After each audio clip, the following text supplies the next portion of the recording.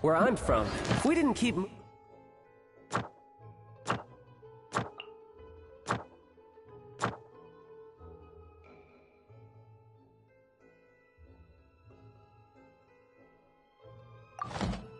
we'd freeze to death. Literally.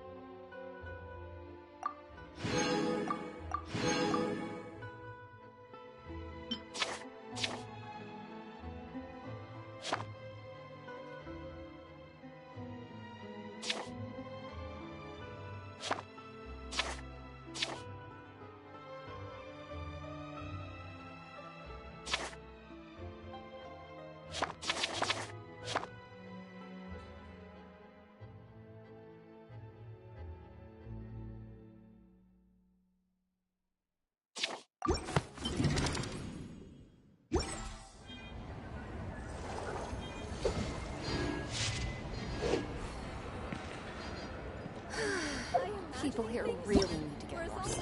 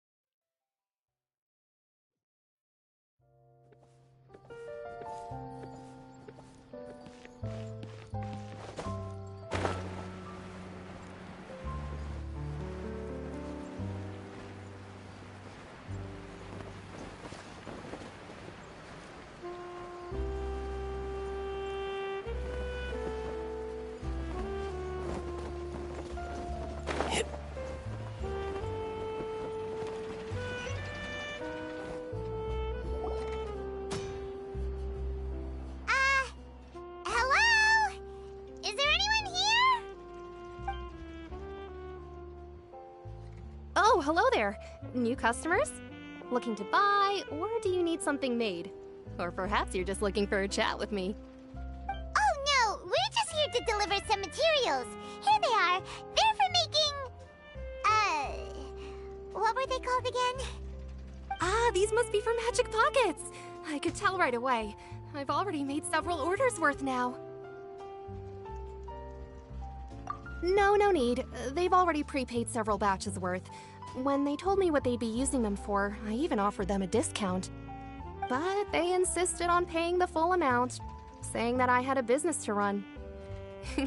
It seems both their hearts and their pockets are made of gold. Whoa!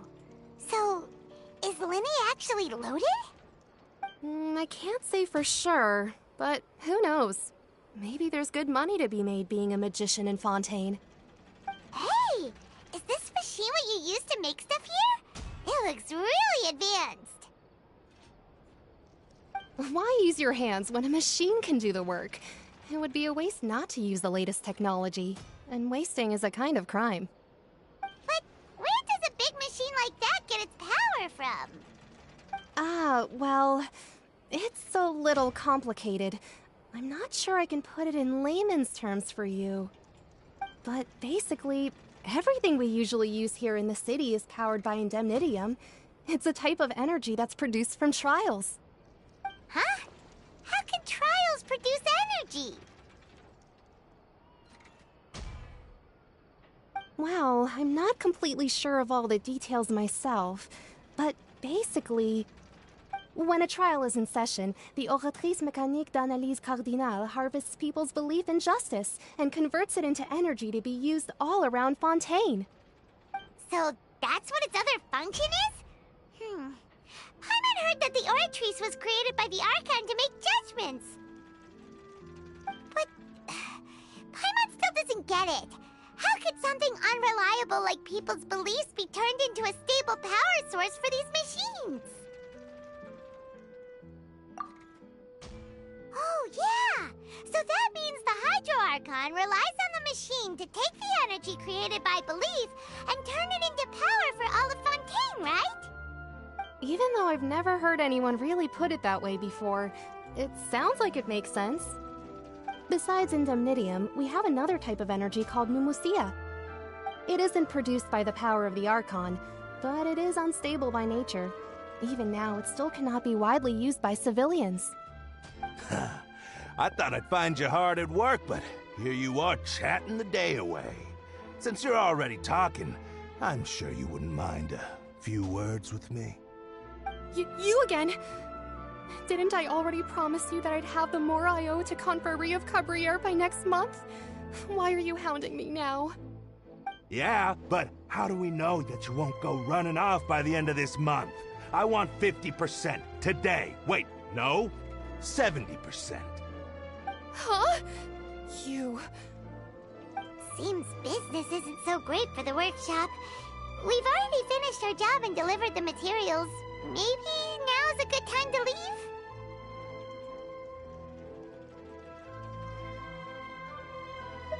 Hey, hold on! Before you go around trying to collect payments, why don't you settle your own debts first? If Confrérie of Cabriere wants to poach clients from Northland Bank, that's fine. But I'm afraid you still owe the bank a hefty sum of Mora. So why don't we work things out between us first, before you get back to your little conversation here? You're from Northland Bank. But we said we'll pay everything we owe next month. Why are you hounding me now? Traveler, Paimon! I didn't think I'd run into you here in Fontaine. What are the chances? We're surprised to see you too! What are you doing here in Fontaine? You didn't want to stay in Snezhnaya?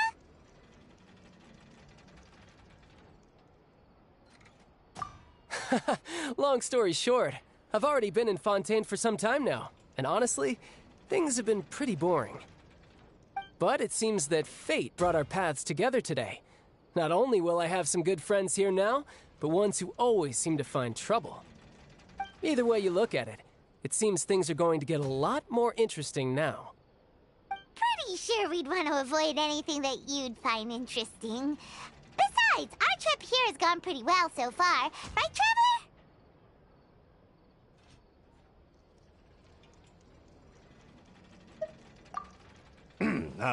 Hey, you, Northland Bank boy.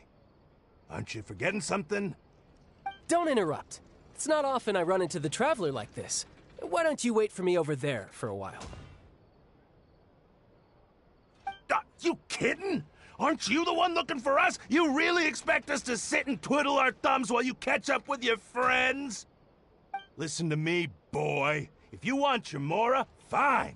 Why don't you come and take it? Hey, I just said not to interrupt. Oh, by the way, Traveler, the last time I took Tonya and Tusser ice fishing, Tusser said... Hey! That's way over the line! All right, boys, let's see who has to pay up now! Can you at least let me finish one sentence? Fine. Though the bank told me not to get rough with our clients. You're the ones who started it. This is an act of self-defense. You two will have to be my witnesses, okay?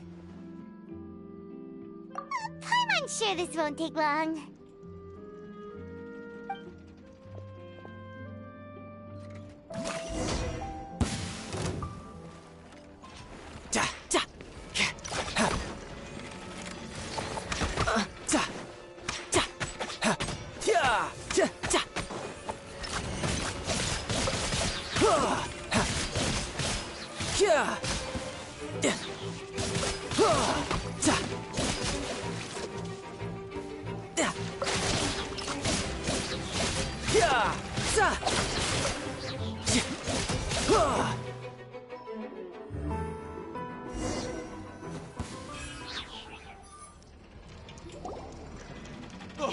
What's your deal, Brad? How are you so strong if you're just a staffer from Snezhnaya's Northland Bank? Wait, don't tell me you're... Oh, now you notice. It's a little late, don't you think? Just make sure you understand that you don't mess with Northland Bank. Got it?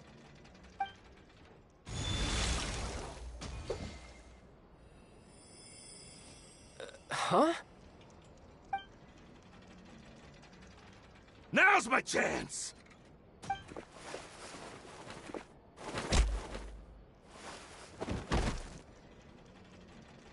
Huh. That was weird.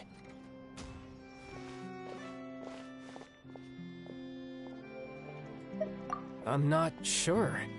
It's as if I suddenly lost control of my hydro powers when I needed them. Maybe there's something wrong with my vision? Strange. How could that happen? First time Paimon's ever heard of someone losing control of their vision. Never mind. It doesn't matter. If I want to stay sharp, I shouldn't be relying too much on my vision anyway. Besides, I always have my delusion in case I need it. So what are you doing in Fontaine, child? I don't see its work for Northland Bank. Well, I guess it's because I've been in a bad mood lately. Huh? What kind of reason is that? Wait, since when do you feel down about anything? I don't know. Maybe I still have a lot to learn about myself. But recently, there seems to be some sort of restless power stirring inside of me. And I don't know why, but every now and then I feel like I'm in a terrible mood. Maybe you losing control of your vision just now is connected with that power you're feeling inside. That is a possibility. I can't remember if I ever mentioned it before, but when I was 14, I fell into some unknown abyss. It was during that time I learned nearly all of my abilities. The one who took me under her wing and taught me was named Skirk. She was always quiet and very mysterious. Nobody knew where she came from or what she had been through, and she was always very strict when teaching me combat techniques. One time, I asked her why she was willing to take me on as an apprentice. From what I could make of her answer, it was because I had awakened it, and traces of it remained on me. She said that all my combat training would be useful in the future. But what is it? What did you awaken? She never explained that, but my guess is that it's related to a dream I saw when I had just fallen into that abyss. In my dream, I was in the deepest depths of the sea, and the boundless seabed was all around me. But in front of me appeared a whale that was so massive, I felt like I couldn't breathe. A whale? Oh, that sounds familiar! When we fought against you before, you summoned a huge whale that seemed to leap at us. Is that the one? That's just an abstract form of a whale that I create using my elemental powers. It takes that shape because the scene I dreamt of the whale has always been stuck in my mind. I'll never forget it. So you used the whale as inspiration for one of your moves? Huh. Seems a little twisted to Paimon.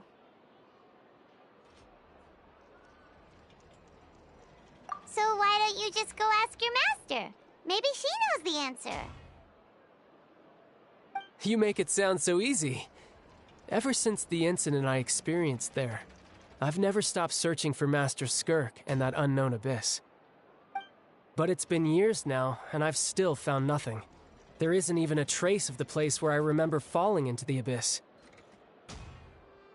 Oh, it sounds like some kind of ghost story. Yeah, I'm out of leads at this point, but there's nothing more I can do. It seems that strange encounters in this world tend to be elusive like that. Oh, seems the time really flies when I'm talking with you. I just remembered I have somewhere else I need to be, so I should get going. What? More work for the Northland Bank? No, it's more of a personal appointment. Lately, I've been sparring with some of Fontaine's official champion duelists whenever I'm feeling bored. Official champion duelists? You mean it's their job to duel? Yep, in Fontaine, before a criminal goes to court, they're given one chance to defend their honor by requesting a duel with an official champion duelist. The champion duelists are all-powerful fighters selected from among the nation's best, and the duel itself is a no-holds-barred fight with no specified stopping point. So engaging in such a duel is regarded as a symbol of defending your honor. If a criminal manages to win the duel, they'll be acquitted. But if they lose, they'll have no choice but to stand trial. And the worst-case scenario is that you're simply killed in the duel. Though it's rumored that Fontaine has a death penalty, from what I can tell, no one has ever been officially sentenced to death. So really, the only people who opt to duel are those who have suffered a grave injustice in being accused, or those who greatly value their honor. Otherwise, why gamble with your life? So, do many people actually get out of their trials by winning the duel? Apparently, it's exceedingly rare for anyone to actually win. Fontaine probably enacted this system as a way to show that the nation respects the honor of its citizens. Besides, none of the champion duelists are to be trifled with, which is exactly why I was itching to face them as soon as I got to Fontaine. Apparently, the one I'm meeting today, Clorinde, is the strongest of the champion duelists. I had been asking her for some time before she finally agreed to face me today. Well, that's child for ya. Paimon feels like we heard that name somewhere before. Clorinde. Huh. Oh, before I forget, I want you to have this. Huh? Your vision? You're seriously just giving it away? I'm just worried that it could become uncontrollable again. I'd be pretty upset if it got in the way of my duel, so I think I'll be better off without it for now. Besides, I just need you to hold on to it for a short while. I'll come retrieve it when I have some time later. Paimon knows what you're up to. You just want an excuse to come talk to us again, don't you? Whatever gave you that idea? I'll be in touch later.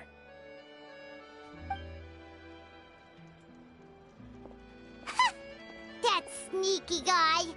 He said he's been feeling down lately, but he seemed the same as ever to Paimon. Well, since we don't have much to do for now, we might as well walk around and see the city before Lenny's performance.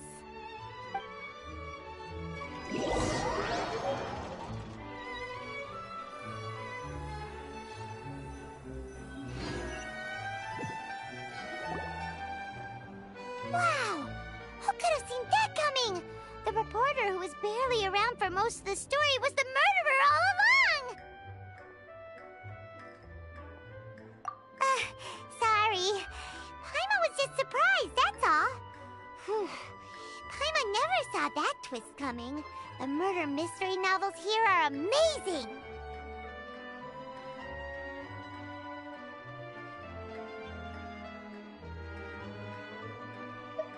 The whodunits here in Fontaine are a lot different than the light novels you see from Yai Publishing House. Both have their merits, but Paimon thinks this style of novels are more, well, novel. It's so exciting to reach the moment when the mystery is uncovered, especially in the one Paimon was just reading. You should buy a copy and read it too. Oh, sorry about that. Paimon will be more careful next time. Hey, shouldn't we be heading to the Opera House to see Lenny's performance soon? It's almost time for the show to start, so we should get going. Lenny said that the Opera House is on Areneas, so let's go ride the Aqua Bus!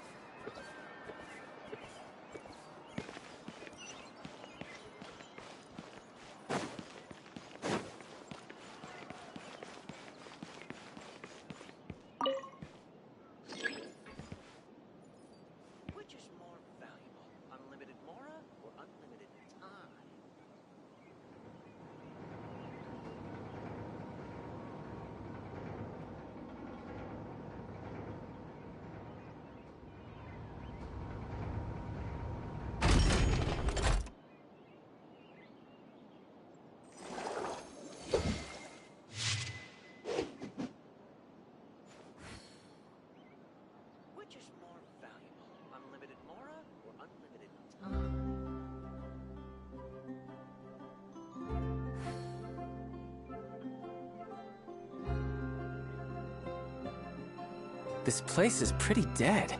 By which I mean, there's nothing to kill.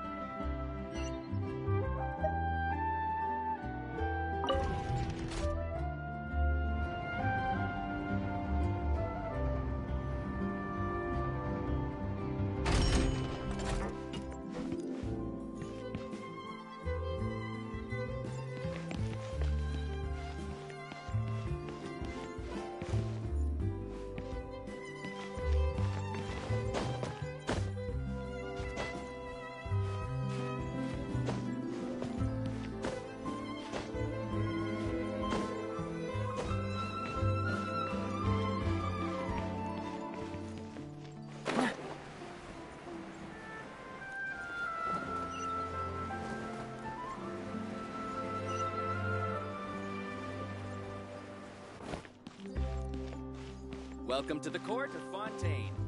Please watch your step.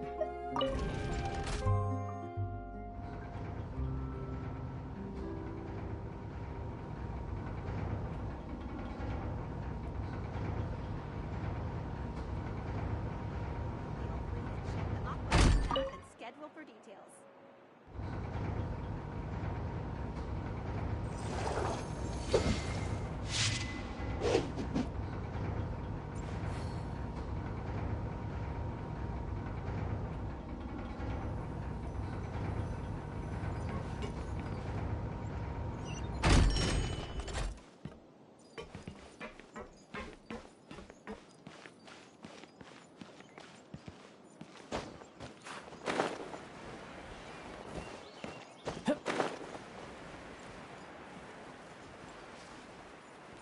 Welcome to the court of Fontaine. Please watch your step.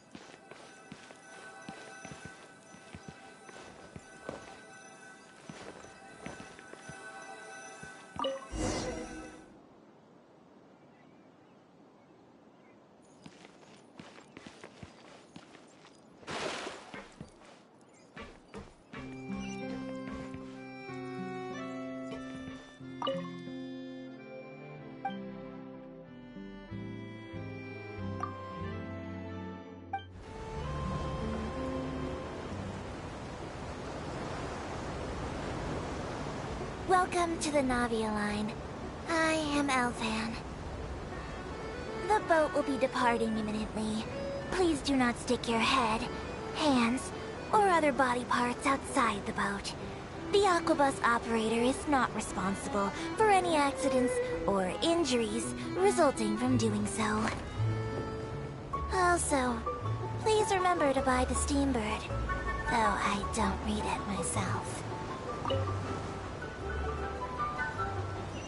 The destination of the current tour is Erinias.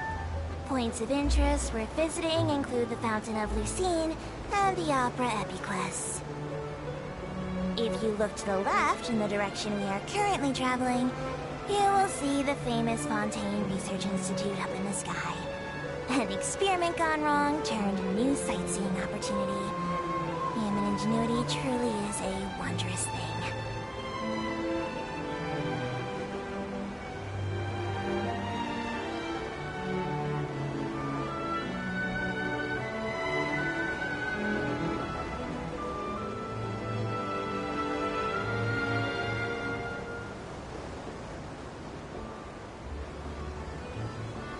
We are now approaching our final destination. Please be sure to bring all your personal belongings with you as you disembark. Even though I will take any forgotten items to the lost and found, the paperwork is rather annoying, as Melusine hands are not suitable for grasping pens. Please be careful when disembarking. It has been my honor to be your tour guide this trip. Thank you.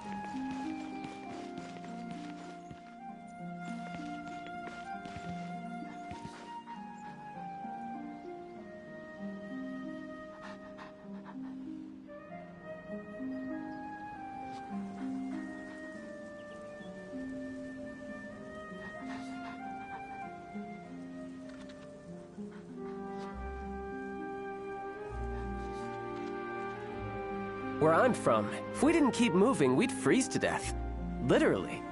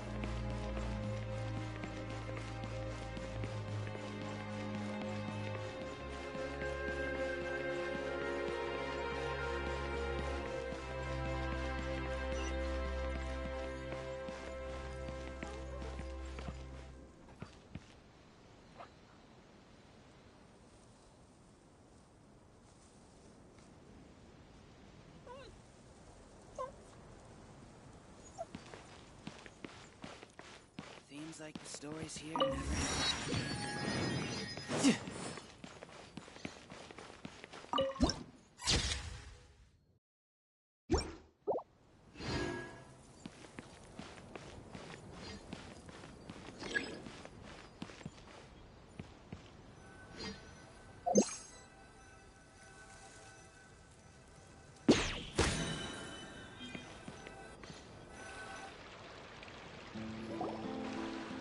Whoa!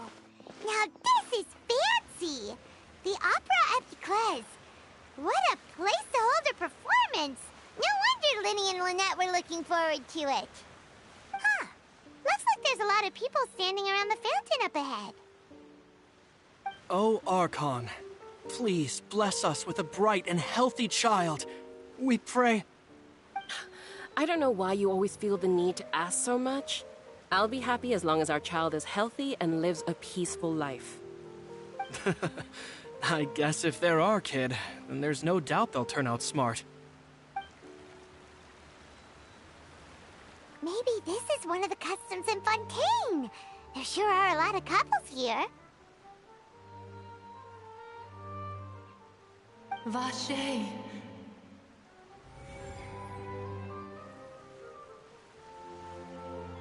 What's wrong? Vache. Vache.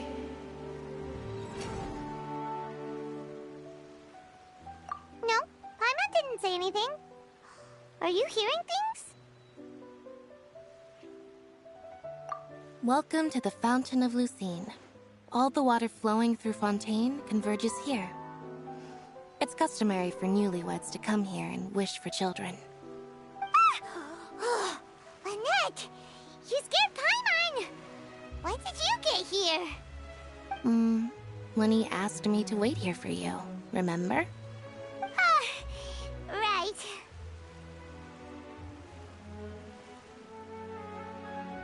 What do you mean? There are a lot of people here right now.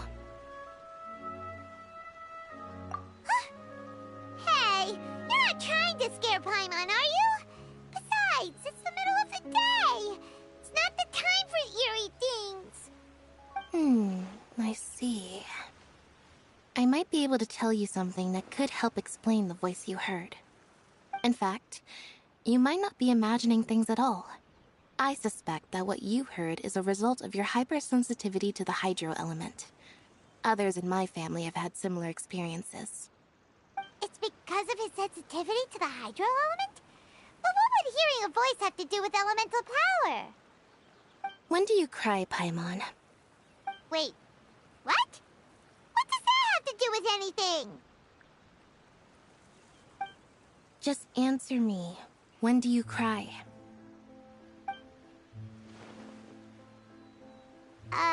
When Paimon's really sad? Oh, and when Paimon's super happy. Oh, and also when Paimon's really, really scared. Then you should understand that tears contain your most intense emotions. Like I just mentioned, the Fountain of Lucine is where all the flowing water in Fontaine converges. Even the tears that fall to the ground will eventually gather here. So maybe what you heard was the intense emotion coming from someone's tears. So, what did the voice say?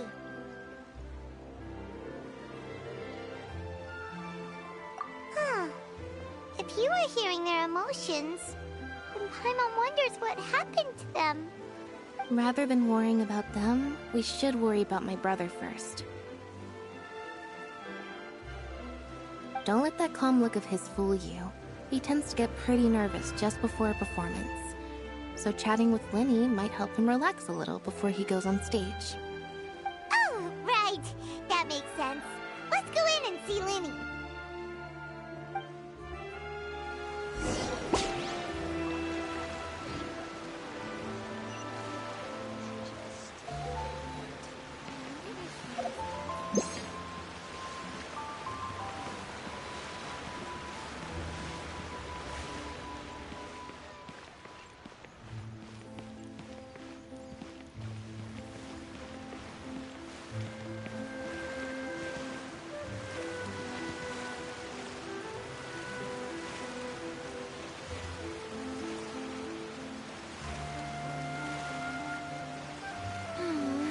Lady Farina hasn't changed one bit.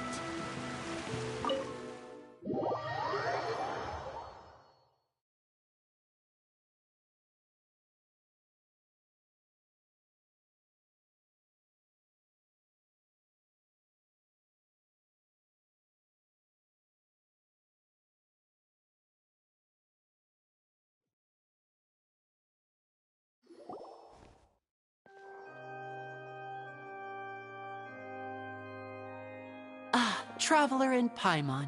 Good to see you. I knew you two would come. Are you kidding? We wouldn't miss it for the world! We've been looking forward to it! I can tell, judging by how early you've arrived. But you're actually right on time. The audience still hasn't started entering the venue yet, which means now is the perfect chance for us to take you to the best seats in the house. Wait just a moment. I'll fetch the tickets.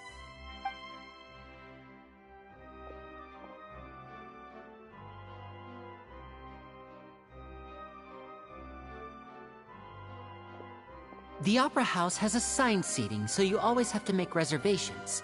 I've already reserved your seats, and here are your tickets. Ooh, front row seats! Thanks, Linny! Don't mention it. There's no need to keep thanking me. Hey, Linny! Could you come over here and take a look at this? Oh, I'll be right there. Seems there's an issue with the stage props over there. That's Cal, my assistant, calling me. I'll go lend him a hand. Yeah, we'll just go to our seats. You go ahead, Linny.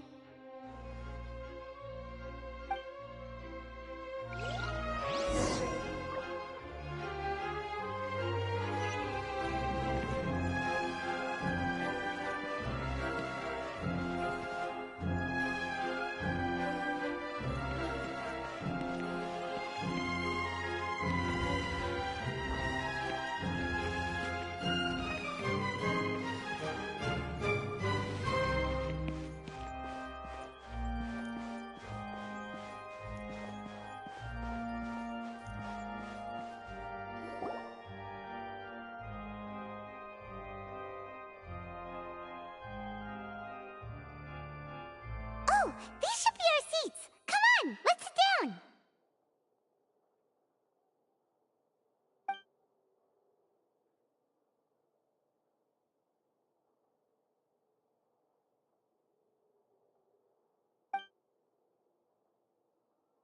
Uh...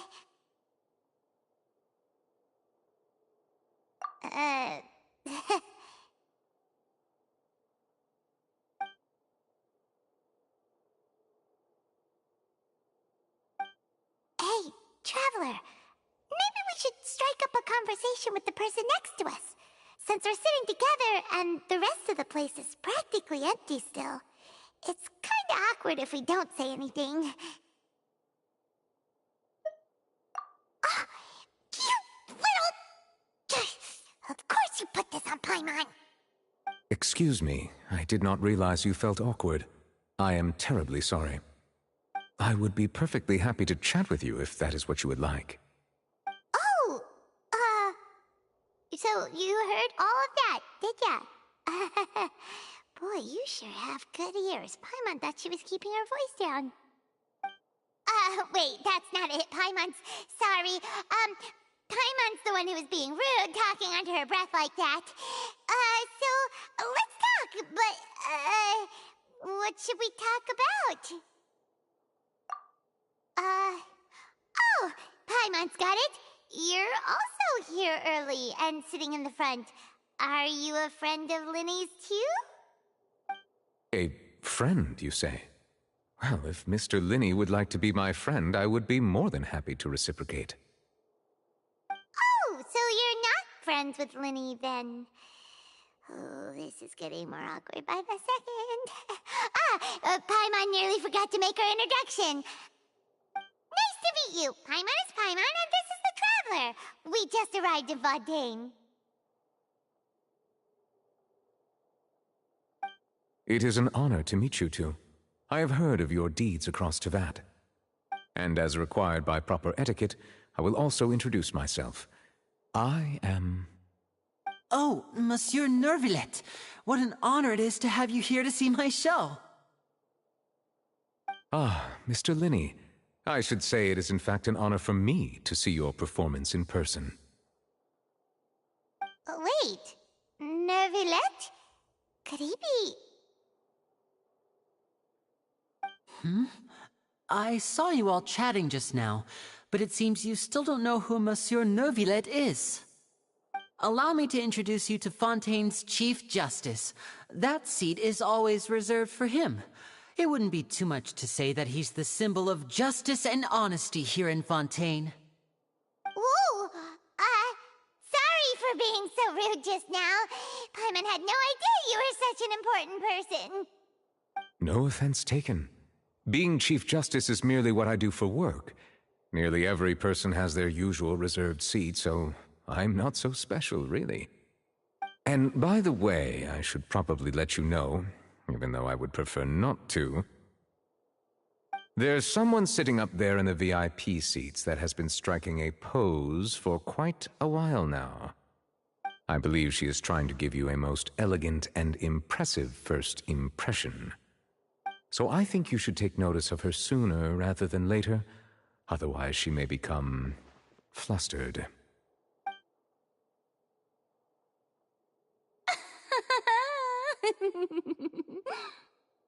Huh? Oh, it's Farina, the Hydro Archon. Huh. She sure has a smug and satisfied look on her face. Guess she has no idea that you saw right through her act. Very good. That is for the best. No need to pay her any more attention. We may now enjoy the show. Huh? So is this what things are like between the Chief Justice and the Hydro Archon? All right, please wait just a moment longer. I've pretty much finished my preparations, and the performance will start as soon as the audience has made their way to their seats.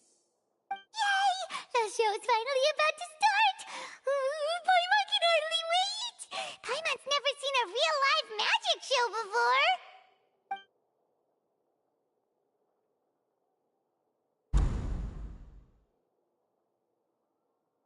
Oh! They're dimming the lights! The show must be starting!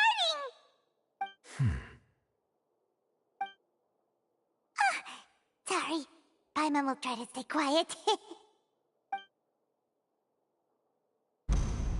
Welcome, one and all, to the Opera Epiclese. I am the star of today's show, Linny.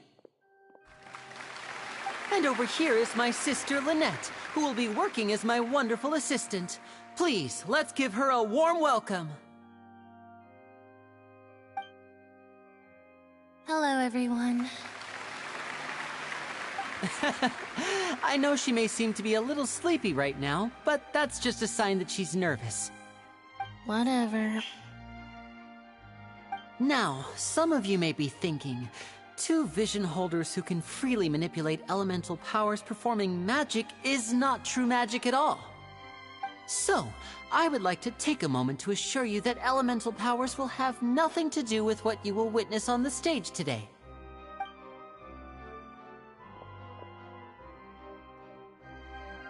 Both Lynette and myself have removed our visions for the show. That way, even the gods won't be able to help us. Oh, good point.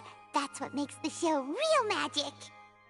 Now, without further ado, let the show begin. Lynette will now exit the stage to make some preparations. I know you might miss her, but don't worry. She'll be coming right back on stage momentarily. Perhaps in an unexpected way. I'm sure she'll be stealing the spotlight soon enough.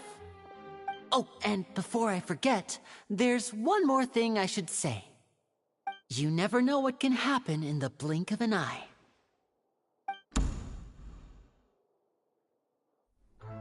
A magician's greatest skill is making things disappear or appear.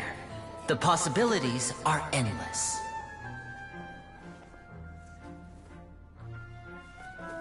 Huh?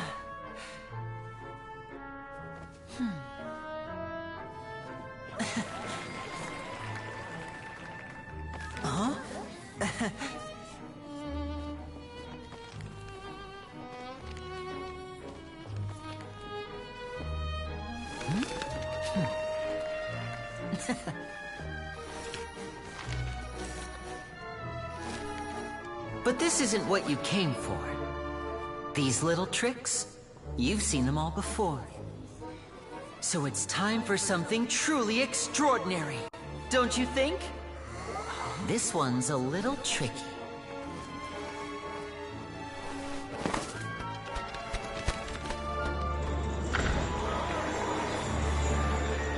Using this water tank, I shall make my sister vanish completely, right before your very eyes.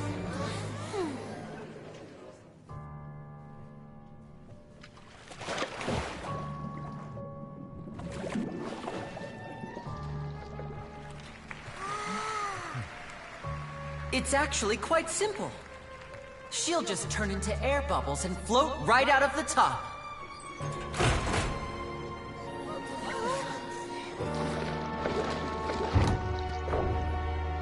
Oh no! I told them to check all the props carefully.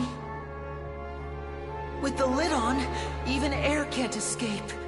An amateur magician would be getting very nervous right around now. Luckily, it's me on stage, so let me show you what a true virtuoso can do.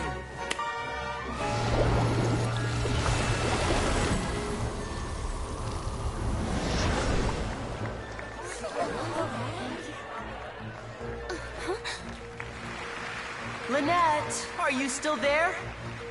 Don't go too far. We don't want to use up all our magic.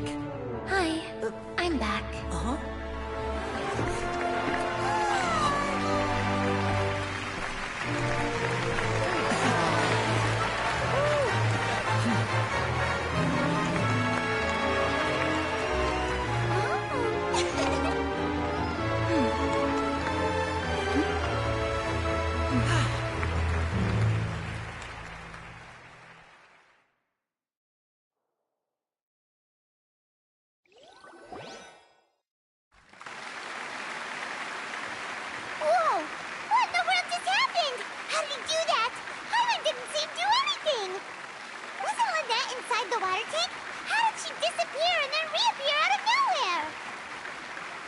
If we could see easily through his tricks, then that would mean that his skills are still lacking.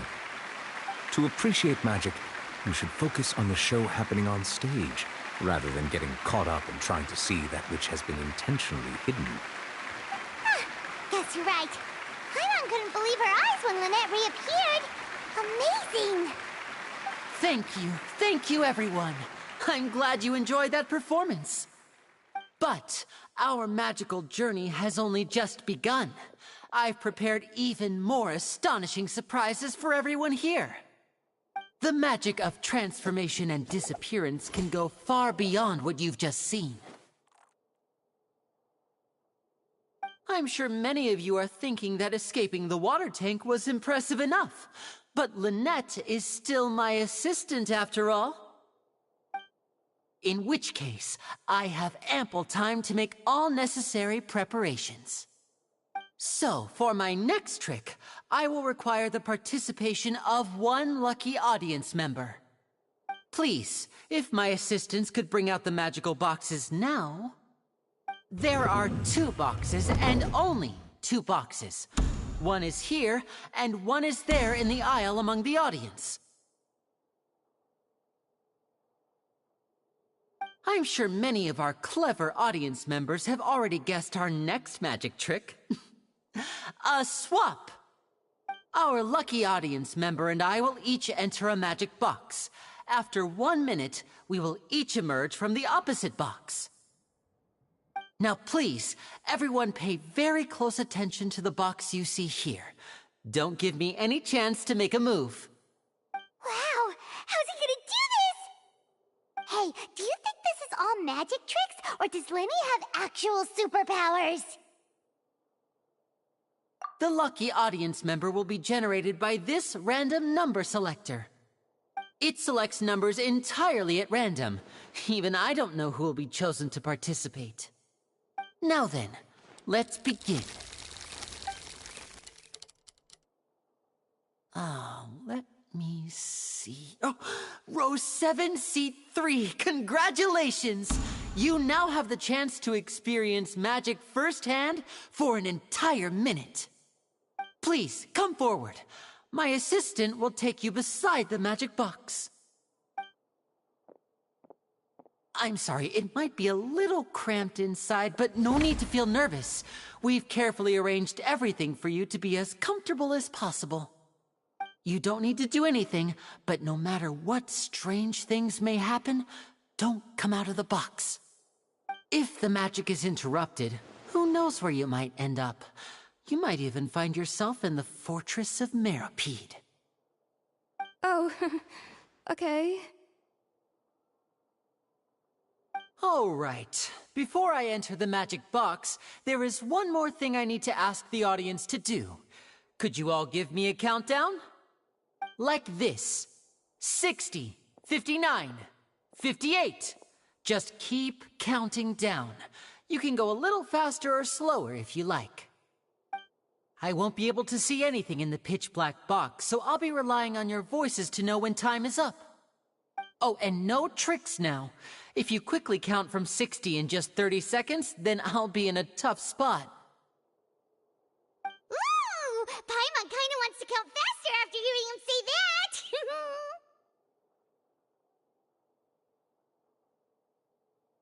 No, that won't do. I can see it in your eyes. You still can't be trusted. Let's practice together. Come on, repeat after me. 60, 59, 58. 60, 59, 58! That's right, perfect. Keep it going. All right, I'll see you all on the other side once you've finished counting.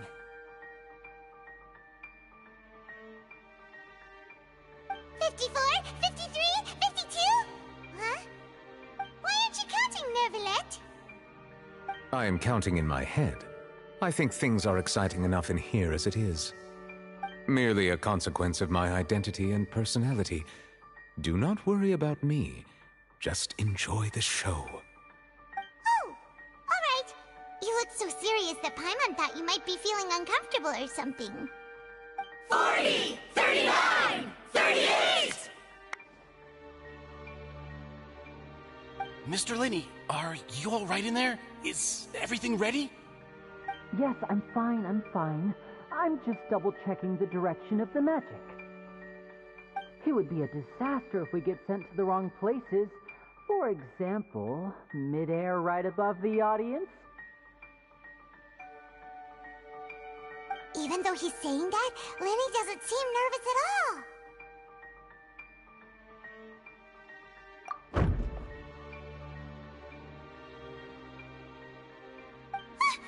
What was that noise?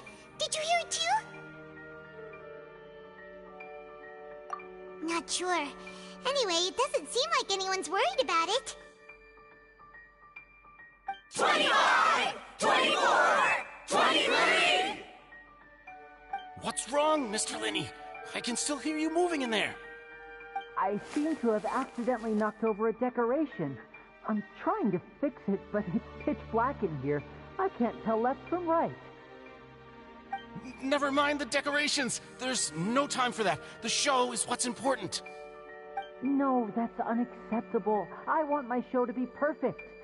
Don't worry, we still have 20 seconds. Hear them counting? 19, 18, 17! It seems things aren't quite going as planned. I apologize, everyone. It feels like you're all starting to count faster, but that's all right. I know it can be tiring to do such a long countdown. 10 seconds and change is still plenty of time. 10! Almost there now. Whew. Swapping two people is harder work than you might think. Even a master magician like me can't guarantee I'll get it right the first time. Hey, wait! Is this the back one? I can't tell. They both look the same inside. Huh? No, that's not it.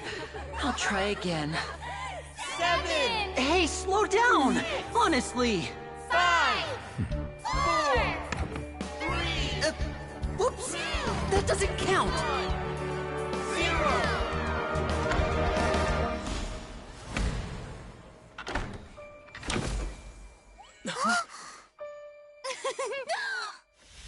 Ta-da!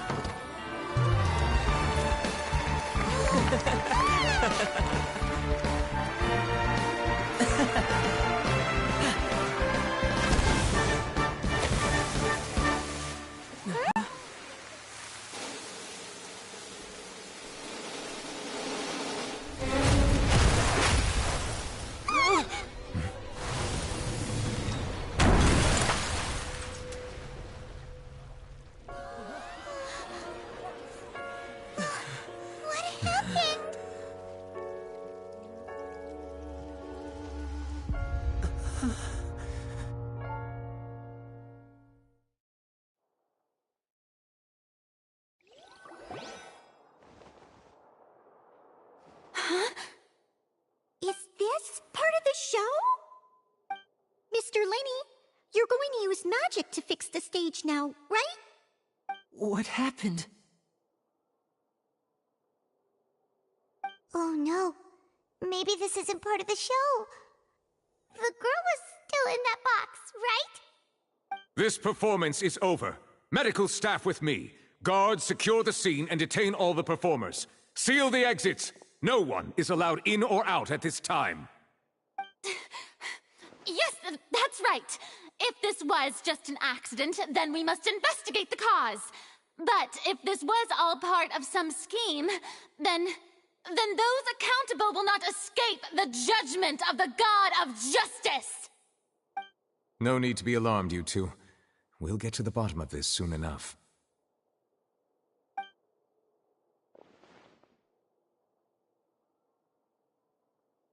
Unfortunately, the person who is in the magic box has been pronounced dead. His name was Cowell, one of the assistants in Linney's magic troupe. Apparently, the fireworks on stage ignited the ropes that were suspending the water tank, which then caused the tank to fall onto the stage. As of now, we are still not sure why we found Cowell in the box, rather than the guest from the audience. And after an initial search of the area, the guards have confirmed that the girl is nowhere to be found.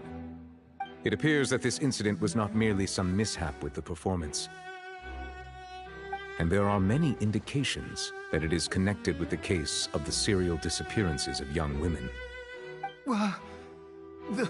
The serial disappearances case? That's the case that Charlotte mentioned before!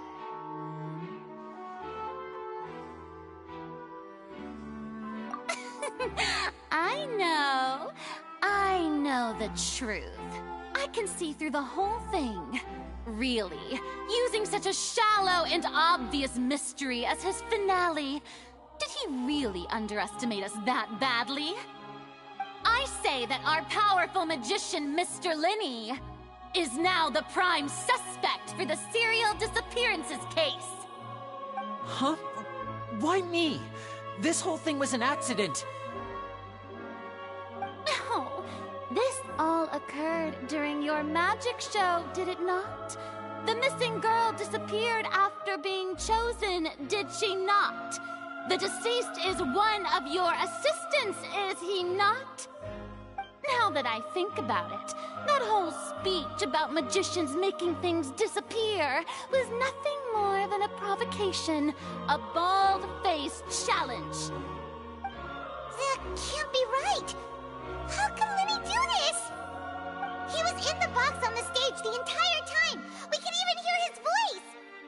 Besides, before the show, he told us that he would like to catch the criminal behind the disappearances. He couldn't possibly mean catching himself. Save discussion for a later time, please. Lady Farina, may I assume that your comments just now constitute an accusation against Mr. Linney and his associates, and that you are pressing charges? Huh? I just think that he... Well, I think it might be a little early to talk about formally pressing charges. But what Lady Farina said just now makes perfect sense. Looks like she's gonna personally deliver justice. A kidnapping and murder carried out under the cover of a magic show. Lady Farina said it all. I mean, of course, my dear people. But what excites me even more than the obvious truth before our eyes is the opponent I'll be facing. That's right. I mean you, Traveler. You'll support Lenny, won't you? After all, he was the one who helped you the first time we met. Then there's no problem at all. You know, the Traveler and I already had a duel the first time we met. But with Lenny's help, our little duel ended in a draw. But draws really are the most boring possible outcome. So, no more draws. Between the two of us, there must be a clear winner and loser. And what better place to hold such a riveting showdown and decide the true victor than here, on the grandest of stages, the Opera Epiclese. Huh? It wasn't a draw. She obviously lost last time. I understand. Charges have now been pressed, and as such, a trial is in order. Well, Traveler, seems Lady Farina has set you in her sights. But putting her dramatic rhetoric aside for a moment, I would like to ask you, are you willing to act as Mr. Linney's attorney and defend him in this case? Very well. The trial will be held a day from now in the Opera House. Both sides may investigate the scene to build their cases and search for the truth.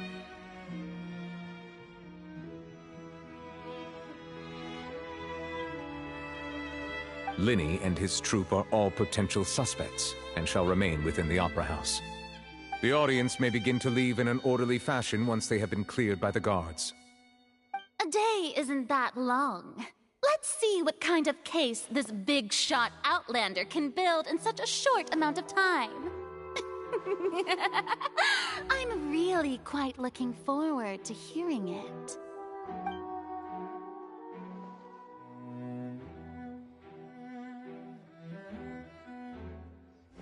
Lenny!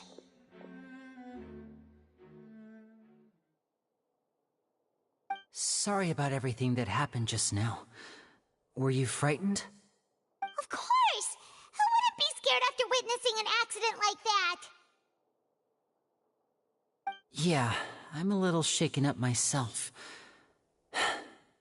How could this happen? And poor Cal.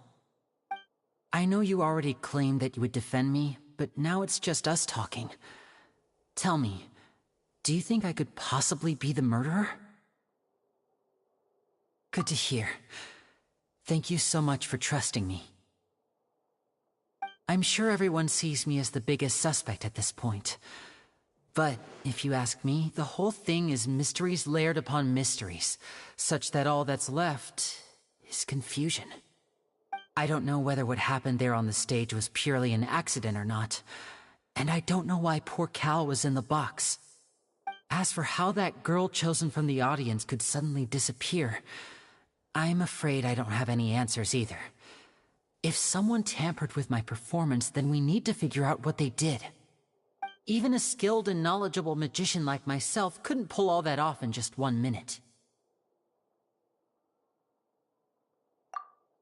Which is precisely why we need to investigate! As this book says, the impossible could not have happened. Whatever happened must have been that which is possible. Paimon bought them when we were reading at the bookshop in the city earlier. Pretty cool, huh? Don't worry, Paimon used her own savings to buy them. It wasn't from our travel funds. I think they look cute on you, Paimon. You have good taste, Lynette! That's the right attitude. Feeling depressed isn't going to help me now. I need to get back to my normal self. But with the guards watching our every move, it's going to be especially difficult for Lynette and I to prove our own innocence. Good thing you agreed to be our attorneys. Thanks for that. We'll be counting on you. Yes, thank you so much. Yeah, just leave it to us. Oh, since we're going to start investigating, Paimon has a question first. Where did Lynette go during the performance? Ah, well, I'm afraid that would involve some of our essential trade secrets as magicians. The secrets behind our magic are past saving, Linny. I suppose you're right. The truth behind our tricks is going to be important evidence that will be weighted during the trial. 'Tis truly a pity. As a magician, our magic show is a work of art. We've poured countless hours and spared no effort in perfecting it. But if revealing our secrets will help you uncover the truth behind what happened, then it will be well worth it. We should go somewhere else if we're going to discuss our magic tricks. We'll go speak with the guards, and in the meantime, you can go investigate the stage and the seating areas. Alright, let's go have a look while the investigation teams are still here. Detective Paimon is on the case!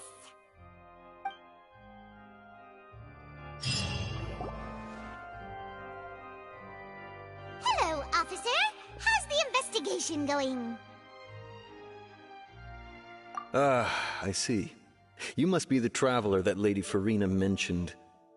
Listen, I'll be perfectly honest with you. I'd avoid getting mixed up in this whirlpool of a mess if I were you. Huh? What do you mean? Come with me and you'll see. The deceased is one of Linny's assistants, named Cal. Even though he hadn't joined the troupe long, he was hardworking and everyone generally liked him. The assistants are usually in charge of setting up and inspecting the props, as well as assisting with the show and keeping the crowd engaged. As you probably saw when you were in the audience, the water tank suddenly fell and smashed the box with Cowl inside it. This is the real mystery. We've already searched the scene and were unable to find any traces of the girl. However, if you look carefully, the box was positioned directly under the water tank. The ropes holding the tank were then burned by the pyrotechnics on stage, causing them to snap. All these factors lining up so perfectly makes it hard to see this as a mere accident. If anything, the more logical explanation is that the whole incident was intentionally planned, and Linny is the most likely person to have access to all these areas. But he doesn't have a motive! Are you both good friends of his?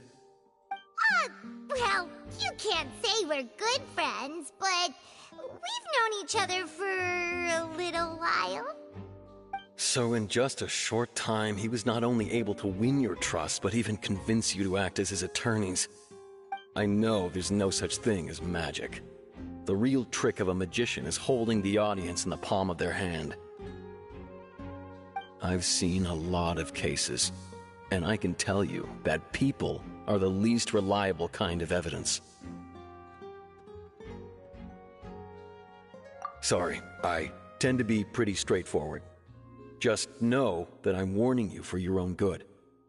Anyway, you may investigate the scene of the crime yourselves if you're curious. Who knows, maybe you'll be able to come up with some new evidence.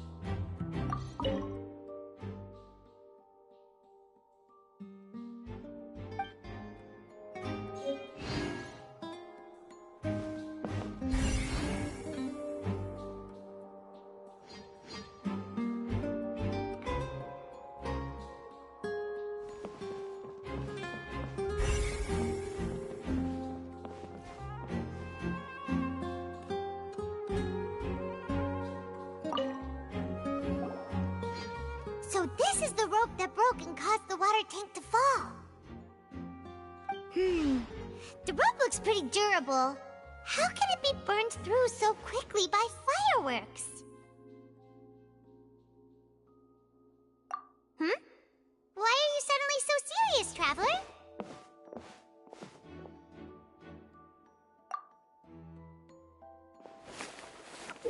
Whoa. Look! This bit is made from different material! Most of it was burned away, but there's still a little bit of it left. Huh. So if a rope meant to hold something was made with that kind of material in it, then that means... Wait! Paimon should write all this down! Let's take notes!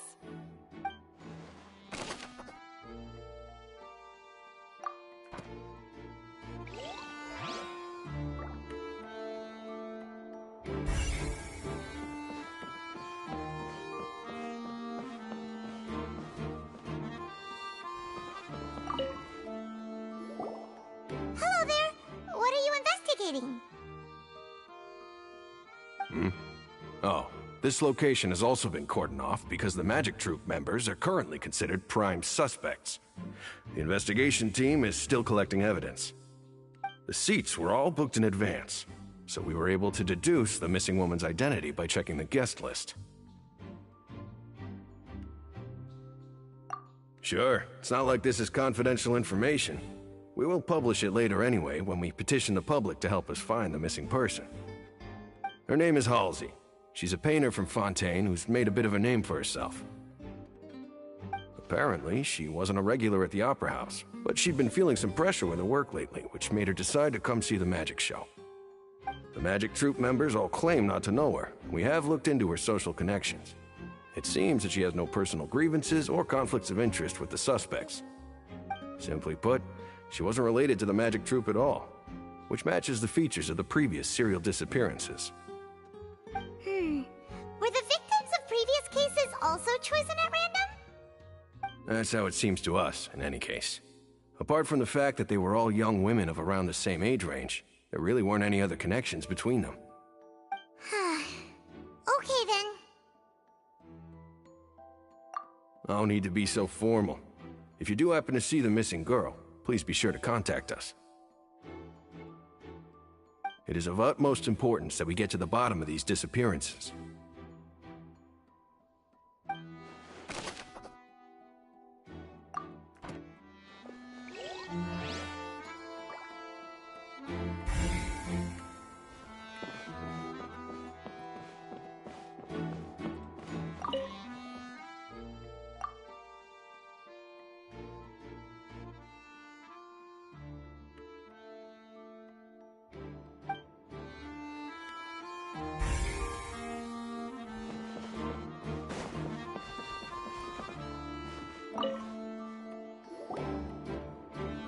The investigation team has some new findings.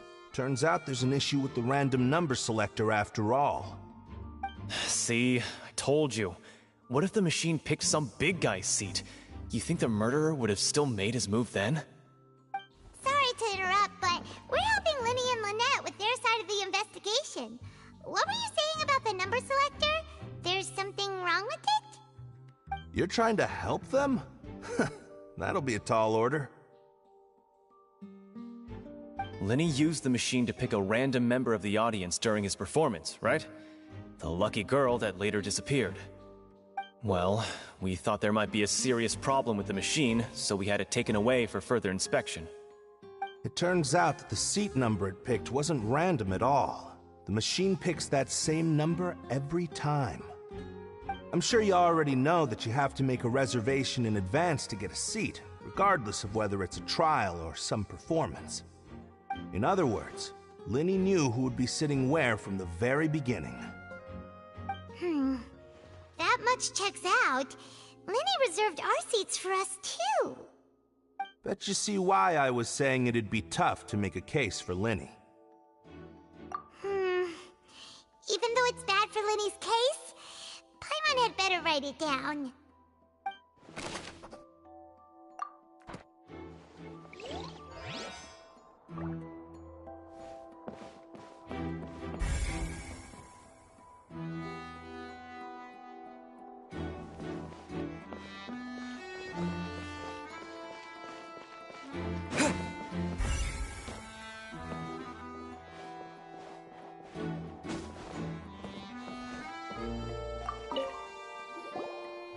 I see that you're investigating the area.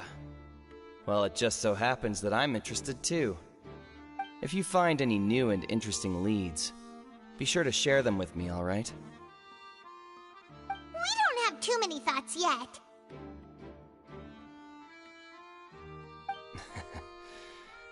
Then why don't I tell you my hypothesis first? The way I see it. And I'll start it with that loud thud. The thud? Oh, you mean the sound that happened during the countdown? Yes, exactly. It wasn't terribly loud, but I suspect that most people heard it. It's just that everyone was awaiting the results of Linny's trick with bated breath, so no one paid it much mind. But now that the incident has happened, the thud has become an important clue. That makes sense. So, what do you make of it? I'm of the opinion that it may have been the sound of Linny's accomplice.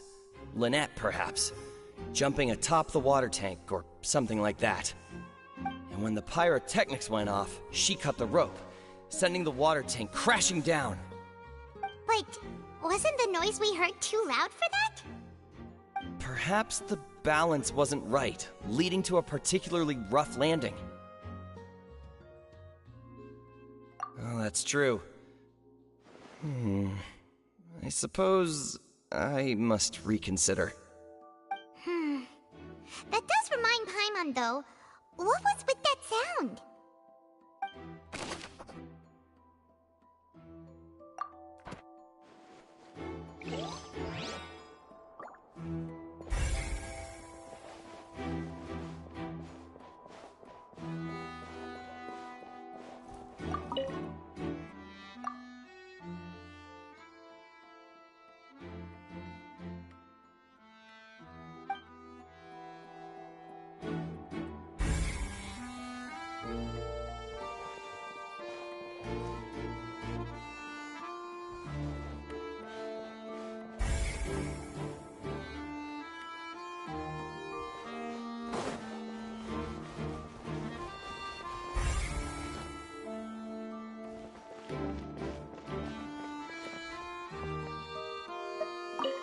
Linny's still talking to the guards.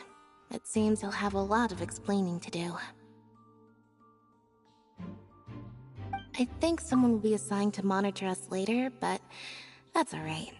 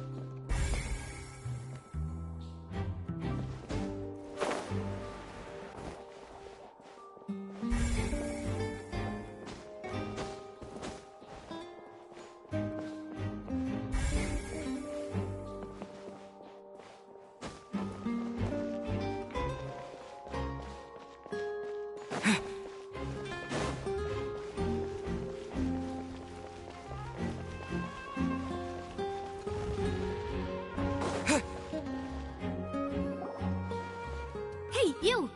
Yes, both of you! Over here! I've been keeping an eye on you for a while now. Huh? You mean us? That's right. If I'm not mistaken, you're also among those who wish to cut down the thorns and pursue the truth. No? And by the looks of it, you're not from Fontaine. Well, you're right on the more about that one, but who are you? Have you never heard of the Spina di Rosula?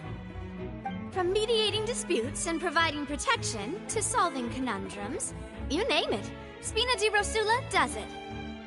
And I, Navia, have the honor of being its renowned president. Though those who play by our rules call me boss. I'm Silver, her attendant. Pleased to meet you. And I'm Melus. Demoiselle's various daily needs and affairs are under my purview. Huh? Boss? Demoiselle? What gives with the names? Well, I am the second generation president. Melus and the others are still used to my previous title.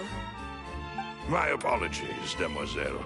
Should you prefer, boss, I will endeavor to use that instead. No, no need. You don't have to call me boss. Just Navia is fine. Okay, if you say so. Not that we're members of Spina di Rosula anyway. All merely trifling details. Never mind. Now, back to the situation at hand. That's right. I've always kept an eye on the serial disappearance cases. My interest stems from a matter back from my father's time. Judging from the look of things, I find Linny an unlikely mastermind. Really? We think so too! That's why we're looking for clues now.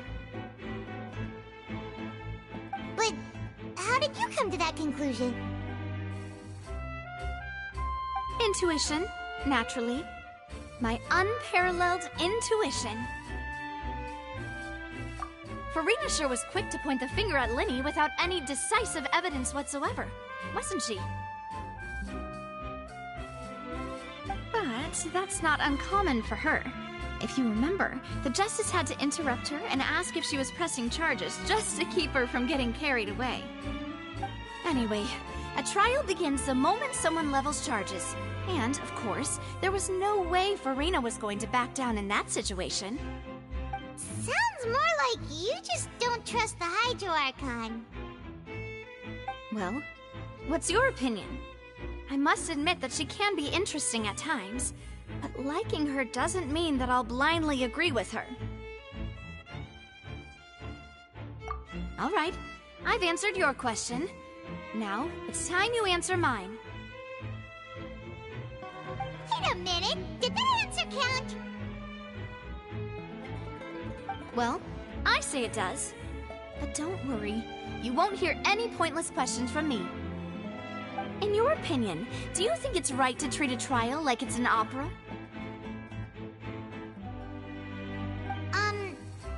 Well? And why would that be?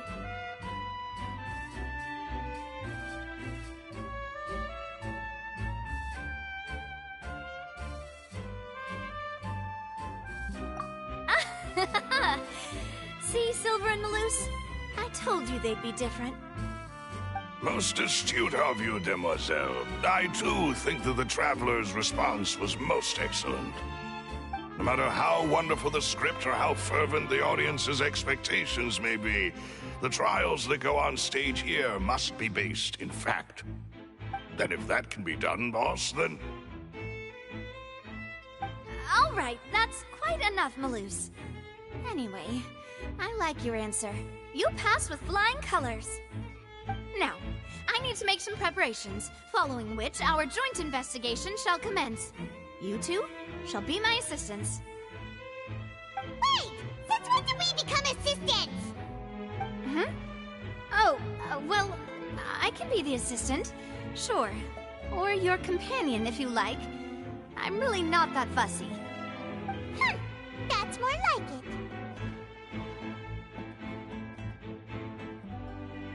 it. Far be it from me to brag, but I believe that Demoiselle's intuition will be instrumental in uncovering the truth. You wish to save a friend from false accusations, and we wish to unravel the disappearances. In this sense, our goals are aligned. You have a point. Huh. You're quite the talker, aren't you, mister? And what about you over there? What do you think? You seem like you've got something on your mind. I have nothing to add. Oh, alrighty then. We'll be making some preparations first. Just be sure to let us know if they start revealing Linny's tricks. Thanks!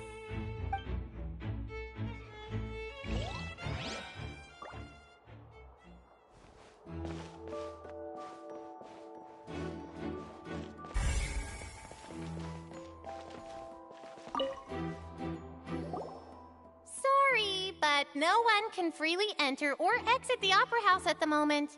If you wish to leave, you must register your identity with us first. No, we're not leaving. We're representing Linny and Lynette as attorneys, so we're investigating the case. Were you always guarding this entrance? Yes, after the Chief Justice gave the order, everyone coming in or out must undergo a strict inspection. So, the missing girl couldn't have left from here. At least, not from that point on. I doubt there was much opportunity then, either. How can you be so sure, Well, because I was in charge of security near the entrance at that time. I couldn't see Linny's performance from here, which was quite a shame. Just my luck. But still, I did not abandon my post, and I stayed put no matter how loud the applause was. If someone had so much as even approached the door, I would have noticed it, let alone if they had tried to leave. We Melazines are good at that sort of thing, you know. So, it's safe to say the girl couldn't have left through here.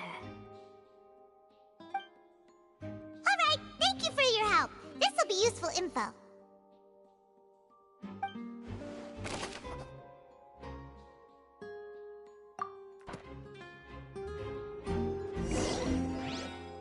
We've checked everything of note here at the performance venue. Paimon wonders how Linny's discussion with the guards is going. Let's go see, shall we? Ooh, things are getting interesting, huh? We're about to see how magic is made.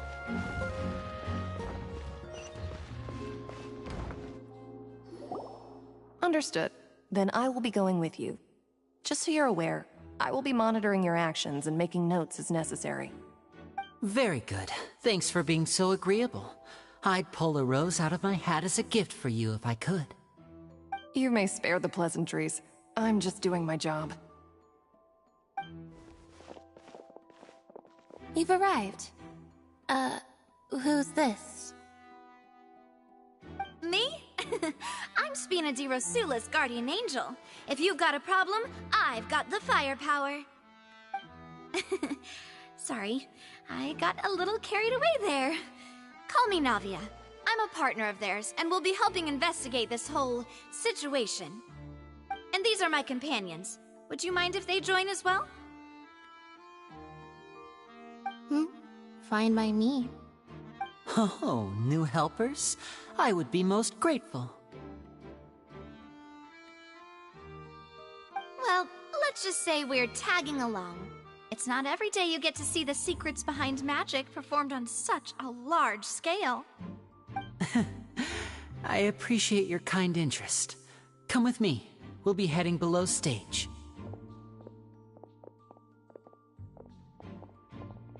Huh?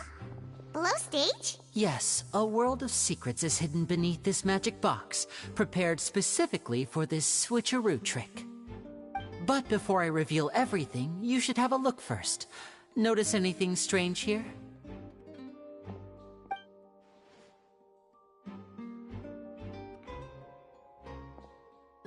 I'm not trying to be dramatic. Remembering the details of a trick will help you understand the methods used to perform it more easily. Huh. Weren't there balloons and other decorations here? Where did all that go? Ah, good eye. That said, you're still far from discovering the answer. The back? You mean the inside of the door? What's different about it? Paimon didn't notice anything. Very good indeed. I thought you might not be able to catch that, given that you were sitting in the first row. The back of this door was patterned. Those patterns are now gone, replaced by a smooth wooden board. So, if you put 2 and 2 together, what do you get? Exactly. All right, let's go. I'll tell you how it works as we head down.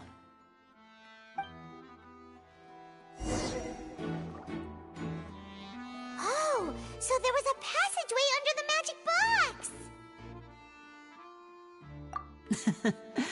I knew you'd figure out most of it as soon as you saw this place. The 2 magic boxes are positioned right above the 2 entrances of the tunnel. See this flatbed trolley? The box with the lucky audience member in it would be shuttled over to the other side using the trolley. This trolley can raise and lower and even rotate, ensuring that the box will face in the right direction. I see. So that's the purpose of the box inside another box. Precisely. The inner box would descend after the audience member was put inside and be moved along the trolley, all while the outer box would remain on stage as if nothing had ever changed. So that's how you did it! Once the box was lowered, the trolley would store some energy through this device here, with which it would complete the rest of the steps. The audience member would only be able to feel some slight movements in the dark, and by the time she walked out, she would already be back on stage. Right! You were talking that whole time, and you even came out for a moment near the end! Ah, yes. A phonograph operated by Lynette was used to achieve that effect. My assistant and I had already scripted our conversation beforehand. When the countdown began, I had already gone to the opposite box via a tunnel using that ladder. And what about Lynette? Where was she? I was in the mezzanine space in the back of the box. Oh, interesting! That's how we were able to coordinate Linny's lines with the assistant. And, by the way, I was the one who walked out of the box at the end. I mean, we are twins. All it takes is a change of clothes and no one can tell who's who. And that's my favorite part of this trick. Only Lynette and I can perform it. So that's how it all worked! Wow! Every detail you revealed was more amazing than the last! Lynette would briefly walk out of the box and then go back in, jumping into the tunnel and escaping before the box on the trolley could finish ascending. And then I walk out of the other box in the audience area, and the trick would be complete. The operative word here being would. But as you saw, Cal was in the box, not our audience member. She, on the other hand, mysteriously vanished. We really don't know how that happened. If not for that interlude, this would have been an astonishing trick. I probably never would have figured out how you pulled it off. And yet, to think that someone was able to use this magic trick to commit a crime. Could we have a look around? I think we can come up with some more leads. This is the scene of the crime, so Linny and Lynette are not permitted to stay here. I'll escort them back up. Yes, of course. No need to be so strict now. I won't disappear into thin air, you know. Thanks, everyone. We're counting on you.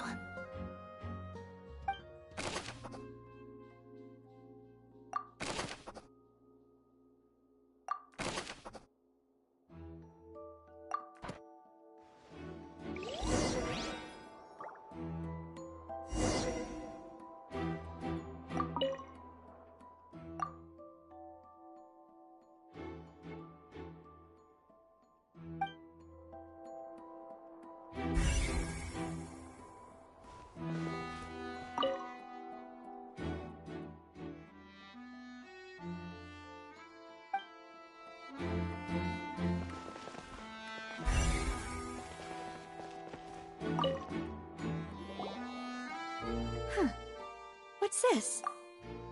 Looks like a hook tied to the end of a rope. Huh? There's all kinds of odds and ends here. Perhaps it was a prop for a different trick. But why would it have been left here? Whatever it is, let's make a note of it first.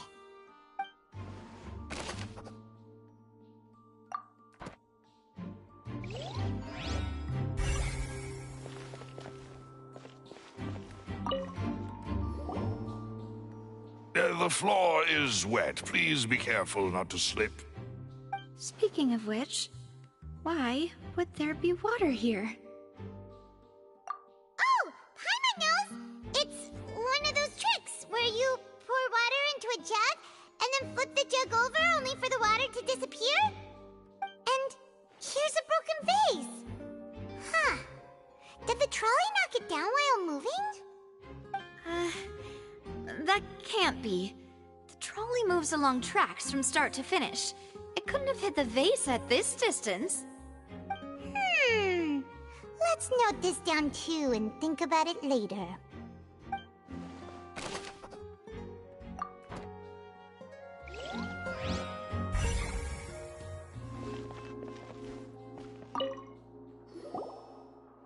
Oh, these are the clothes that the lady chosen from the audience was wearing, right? Her clothes are here, but she's nowhere to be found. Right!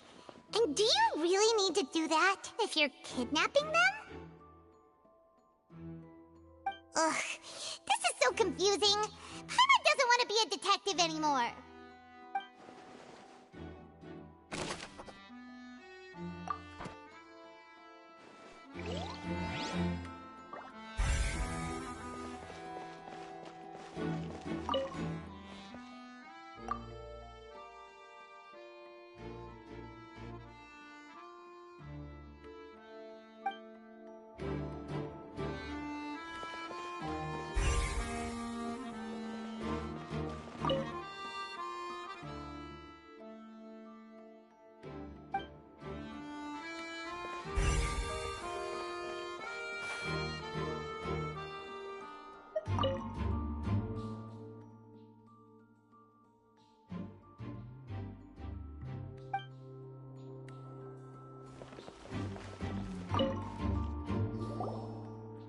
What is this place?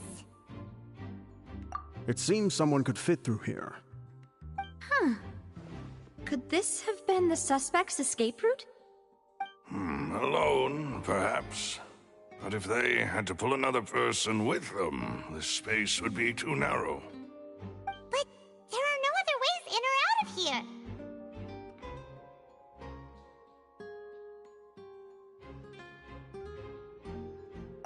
Oh, you're right! Let Paimon write that down.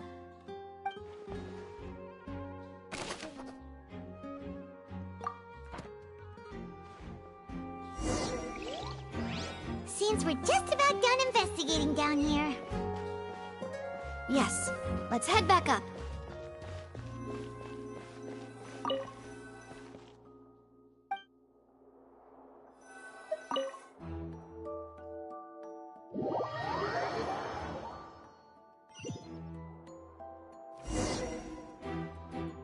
Well, we've ascertained the state of the crime scene.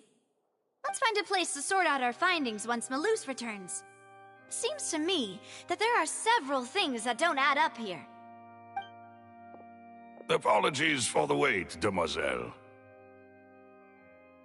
So, what did the guards say? Did the criminal escape through the vent? They believe the odds of that are very low, since the vent leads to the Opera House's basement. The guards have checked the area carefully. No one left through the basement during the performance or after the incident, and no one was found hiding there. So the tunnels become like a secret chamber then! You know, like the kind you usually see in novels! The plot thickens. Halsey's disappearance and Cowell's death are both quite inexplicable. No wonder Farina was so confident in her accusation. All the current evidence points toward Linny and Lynette. In other words, the charges are very likely to be upheld unless we make some considerable progress. Charges and then trial. So if the charges are upheld, they'll announce a sentence? That's right. This is how a trial goes in the Opera House. During the proceedings, the Chief Justice and the Oratrice will hear statements from both sides. That's right. This is how indemnitium is produced. The statements from both sides, the defenses from attorneys, witness testimonies, and even the audience's emotions will all be projected on the Oratrice. To put it simply, it's as if the Oratrice has its own will, and is a judge in its own right. This also precludes any kind of favoritism on the part of the Chief Justice. And not that this has ever happened anyway. Once both sides have finished speaking, the Chief Justice will make his final decision. This, too, will be used by the Oratrice as a reference. Then, finally, the Oratrice will be consulted by officials. The result it returns is the will of justice itself. Huh? So that machine is the one that actually decides? Paimon thought Novelette called the shots. In practice, there is very little difference. Both have always come to the same judgment. Which is why people have great faith in the Chief Justice. Ah, yes, the guards also asked me to convey that none of us will be allowed to leave this place before the trial. Huh? Why? Because we've chosen to act as the twins' proxies. That makes us persons related to the case. They're concerned that we might be colluding with outside parties, or that we might find outside help to disrupt the case. And even if that were not so, it could prove problematic if we happen to spread key information about the case ahead of time. I'm ready to break out at any time. Whoa! There's no need for that! Paimon thinks they have a point. That said, are they providing food? Of course. I just hope you don't mind the lack of options. I'm afraid that catering to all tastes is not in the cards, nor is any guarantee of balanced nutrition. In that case, let's just sort out our findings together here. Pity. I was hoping to take you to try some of Fontaine's famous desserts, too. I mean, what better way to properly think through our findings than over some tea and sweets? Huh. Breaking out suddenly doesn't seem like such a bad idea after all. Just kidding! Paimon will still do her best, even if there are no snacks.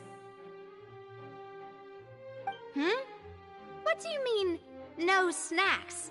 Of course we'll have snacks. If we cannot buy some, then we'll simply make some. Huh? Here? But how? Understood, Demoiselle. Everyone, please come with me.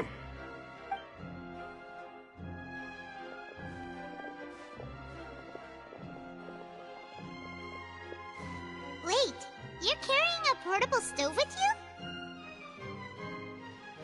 Yes, I must be prepared to meet the Demoiselle's baking needs whenever the fancy strikes her. I have eggs, sugar, and almonds at the ready. Good work, you two. Then I'll get to it. Please sit tight for a moment. You'll get to taste my awesome snacks soon enough. These three are quite the interesting group.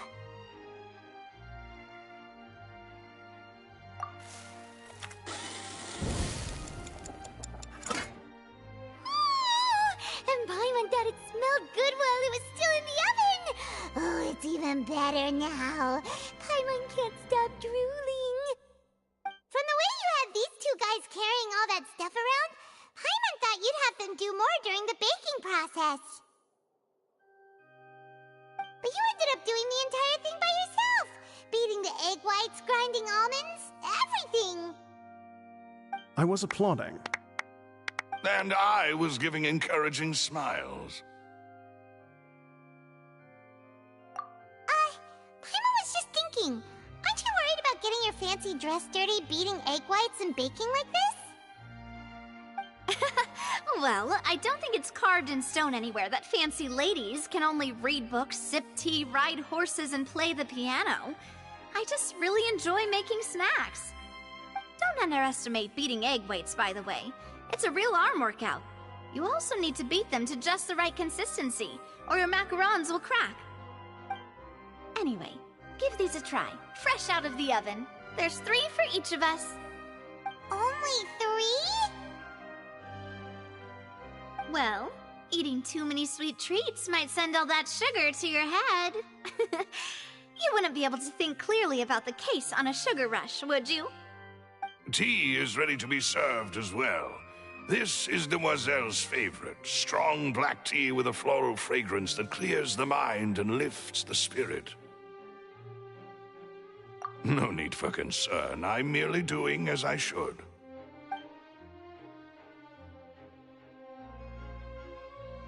All right then. Down to business. As Paimon mentioned previously, the tunnel seems to be something of a secret chamber. However, we can assume that Linny and Lynette were not alone within it. Some criminal also occupied its sealed confines. The magician twins could have committed the crimes, of course, but they lack any logical motive. Exactly! Why would they do such a thing right when everyone was watching?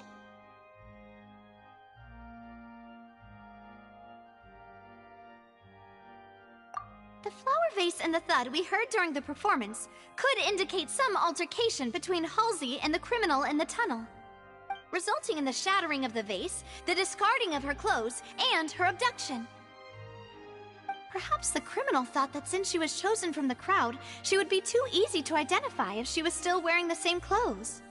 Paimon thinks that makes sense, but the real trouble is... True. None of the clues we found thus far support the existence of this third person. But the only people left to consider are both technically victims, whether it's the missing girl, Halsey, or poor Cowell. Huh. Could Halsey have secretly made modifications to the magic props in order to murder Cowell before making her escape? That's right. And even if she had tampered with the setup, she would need to understand the entire trick to pull it off. Nor does she have any motive. The guard said that she has never had any dealings with the Magic Troop's members. Were we not thorough enough in our search? From the sound of things, this is turning into an impossible case. Your macarons are amazing though, Navia. They smell great! They're nice and crisp and super sweet. They are my specialty after all. And I see you've already had 5 of them. What? 5? Oh, that can't be right. Paimon only counted 3, honest. Please don't worry about it. At my age, a few less sweets might actually be a good thing. No. Being greedy is one thing, but Paimon knows how to count. Besides, Paimon knows that if she ate too many, then others wouldn't have enough.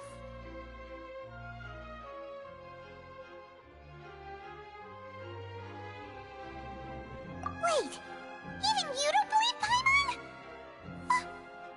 How could you?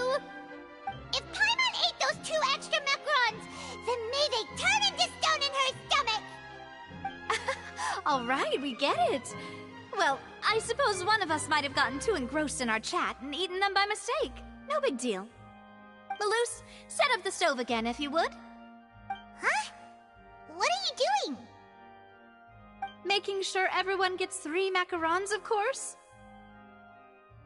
Exactly. We don't want to trouble you. As you wish, demoiselle. And I have the egg, sugar, and almonds. Well, this really is your hobby, huh?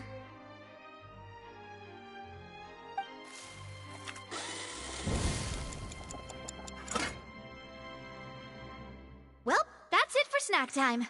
I'm going to have another look around the area. I don't know what we're looking for yet, but we've still got some time. As attorneys, I suggest the 2 of you think the case over again. It would be awkward if you got all tongue-tied on stage during the trial. All right, thanks for your help, and for the snacks. It was nothing. A small task for the Spina di Rosula. Silver, Malus, it's time to go. I'll be back if I find anything new.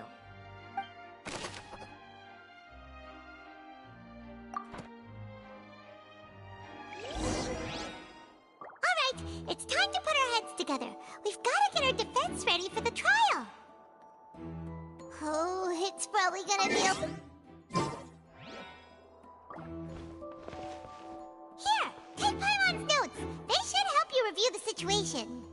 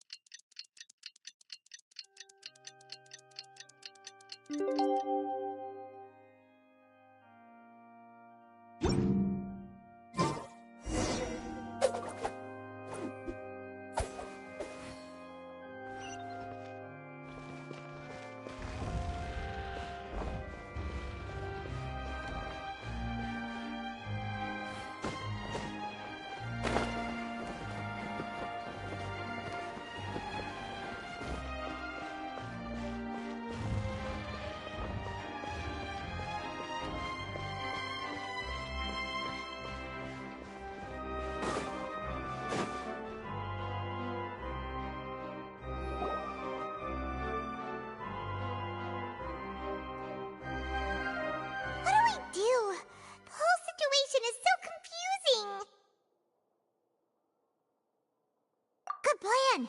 Impossible things don't just happen. We'll get to the truth one way or another. Just relax. Even if everyone else suspects Lenny and Lynette, at least we will be supporting them from the stands. Besides, I doubt Farina understands any more about what happened than we do. Thanks, Navia. Well, we'll be going then. Best of luck to you.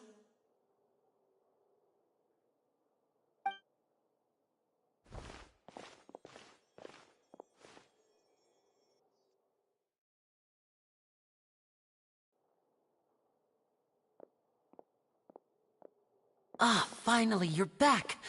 Well, how did your investigation go? To be honest, you might be disappointed. No. We're already very grateful that you were willing to help. Well now, don't you all look disappointed. Don't tell me that your investigation came up empty-handed. That was to be expected, of course. The guilty can never produce proof of their innocence. But don't let that stop you. I shall be terribly disappointed should you, my most anticipated foe, concede so easily. Since both parties are present, I declare that the trial regarding the magic show incident is now in session. Firstly, in order for the audience to understand the causes and results of the incident, could we please have Mr. Linney explain the trick? Yes, of course. I will explain while Lynette demonstrates on stage. All the necessary items have been prepared.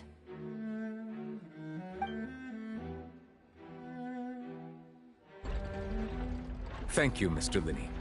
In that case, I take your statement to be that you ran to and remained hidden within the magic box in the audience stands once the trick began, and thus could not have committed the crime. Is this correct? Yes, that's correct, Your Honor. In that case, I call upon the prosecution. Lady Farina, do you wish to refute his statement in any way? Why, of course I do. Allow me to take the first shot and break this case wide open. Mr. Linney is clearly lying. There is no way you could have been in the box the whole time if you were to abduct Halsey and murder Cowell. In fact, I'd say you were hardly in that tunnel at all. That is simply your hypothesis based on the presumption that I'm guilty. Oh, is that so? And if I may ask, what did you hear while you were inside your box? The roaring countdown of the crowd, of course. That's how I kept track of the time and built anticipation for the finale. And you didn't hear anything else at all? Nothing that might leave an impression of any kind? No, nothing. I see. But when the count reached 30 seconds or so, there was a thud. One so loud that I believe practically everyone heard it. Huh? Hey, hang on. Something's not right here. Yeah, I'm sure he could have heard a noise that loud from inside the box. I was right by the box, and I definitely heard the thud. Look at those scales. Could those mean... Well then, ladies and gentlemen, allow me to use the words of the magician himself. You never know what can happen in the blink of an eye. Indeed, it seems his alibi can also collapse in the blink of an eye. Of course, I have armed myself to do far more than smash your alibi. Confidence cannot go unfounded, and my foundations are rock solid. Tell me, aren't you and Lynette actually from the House of the Hearth? The House of the Hearth?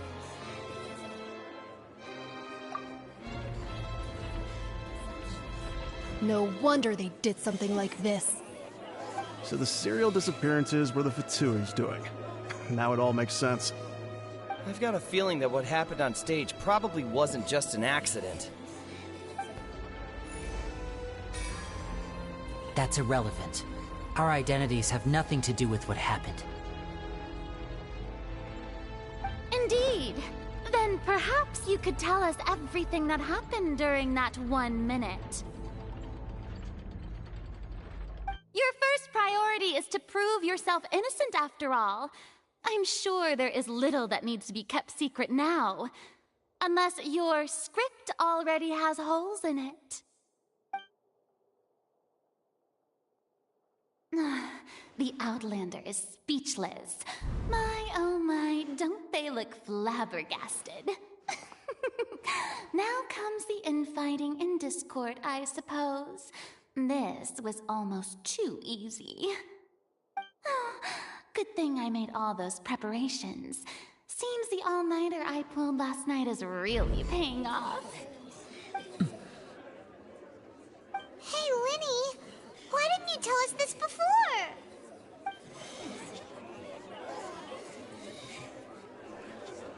Order! Order! Mr. Linney, allow me to re-establish the facts. Lady Farina has raised 2 points. First, when the thud was heard in the Opera House, you were neither in the box nor the tunnel. Second, you and Ms. Lynette are both members of the House of the Hearth. Are these claims true?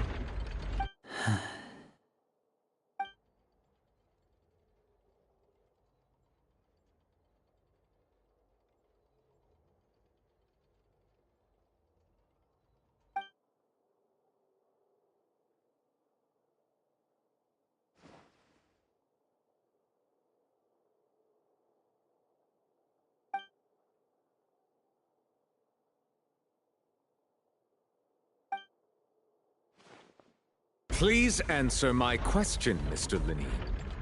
I'm sorry. Yes, they're true, Your Honor.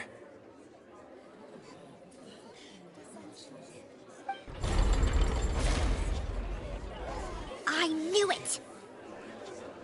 Well, that's it. We might as well move on to the sentencing already. What should we do now? Granted.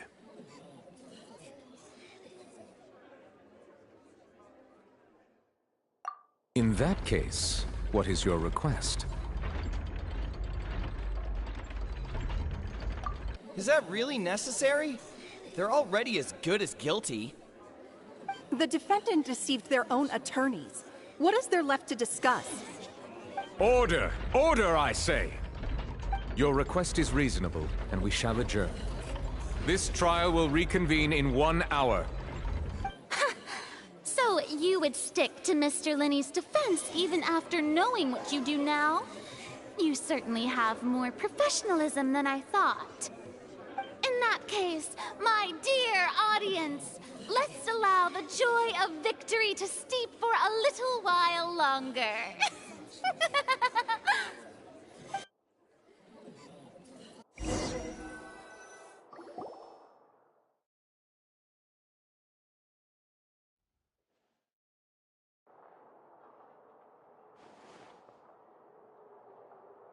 Well, this is awkward.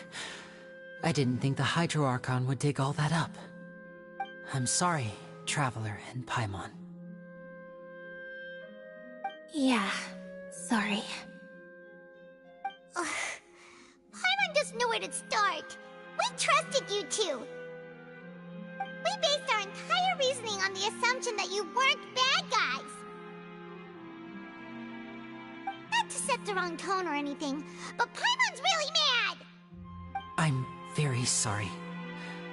I know you're angry, and reasonably so, but please, let me explain. I know you've clashed with the Fatui several times before. I wouldn't be surprised if just hearing the word is enough to make you upset. But our organization is very, very large, and the Harbingers have very different personalities and goals. Right now, we want to save people. As many as we can. That's right. I'm sure we're on the same page when it comes to this nation and the disaster that its people might face. I knew if it weren't for our respective identities, we could become good friends. That's why I didn't wish to flat out lie to you, but chose to hide some details instead. The truth is very important, but being completely transparent about everything would see us spending more effort than we need to. Right. So, you be the judge. Heck, if I were you, I fear that I'd even struggle to trust me at this point. You met a Fatus who works as a magician, a trickster by trade. All by coincidence, too. But still, I'm asking you to trust me. I am no criminal. At least, not in this case. Sorry. Please forgive us. Well, you both say that, but... Right. Let's hear your answer first, and no lies now! Of course. I'll answer any question you ask. We've been trying to find out how the Oratrice operates. We want to know why it has a consciousness. Why can it deliver sentences accurately? During our investigations, we learned that the machine's core is beneath it. From that moment on, Lynette and I have been designing this box swap trick with the objective of getting close to the core. Is that why you needed a whole minute? That's right. In truth, the audience would take about 75 seconds to count down from 60, while I would only need 15 to get to the opposite box. So, after jumping into the tunnel, I accessed the Opera House basement via the vent, and went to investigate the room in which the core is stored. That air vent was created during the construction of the tunnel specifically to execute this step. Well, nothing. As soon as I reached that room and was about to investigate, I heard someone's voice. Which should have been impossible, of course. I was quite certain that I was the only one in the room. That voice seemed to recognize me and tried to speak to me. I chose to err on the side of caution and retreated the way I came. On the way back, I saw the broken vase and the clothes on the ground, but the countdown was almost finished, so there wasn't time to give it any thought. After that, the homicide occurred just as you saw. Well, that explains why you didn't hear the thud. Because of that prophecy I told you about, of course. We must know all we can about this nation's secrets in order to deal with that prophesized crisis. That's the only way we can save everyone. So, there you have it. The whole truth. I swear, I didn't hide anything from you this time. It was never my wish to proceed under this cloud of mistrust either. But, like I said earlier, you can be the judge. If you want to leave because you don't trust the Fatui, there's nothing I can do to stop you. Well, Traveler, you decide. Paimon will follow your lead however you choose.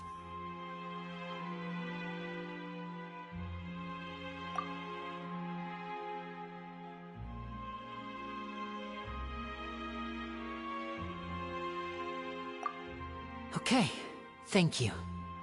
Thanks for giving us a chance. The current problem is that the scales are tipped pretty badly against you two. If we want to refute the Hydro Archon's accusations, we're gonna need a seriously watertight defense. Huh?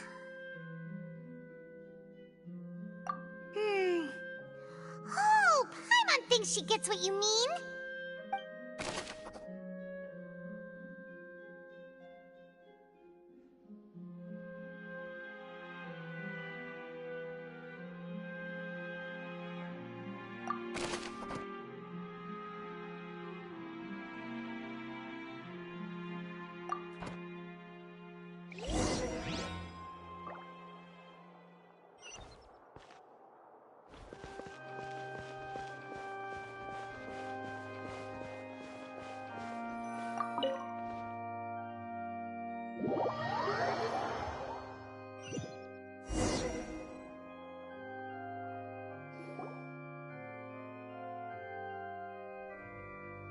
Both parties have returned to their positions. Let us continue the trial. When last we left off, Mr. Linney acknowledged the new evidence presented by Lady Farina as fact. Therefore, Lady Farina may continue stating her reconstruction of the events. Ugh, that took long enough. Now then, if everyone would lend me their attention. At this stage, let's revisit that scene from Linney's perspective.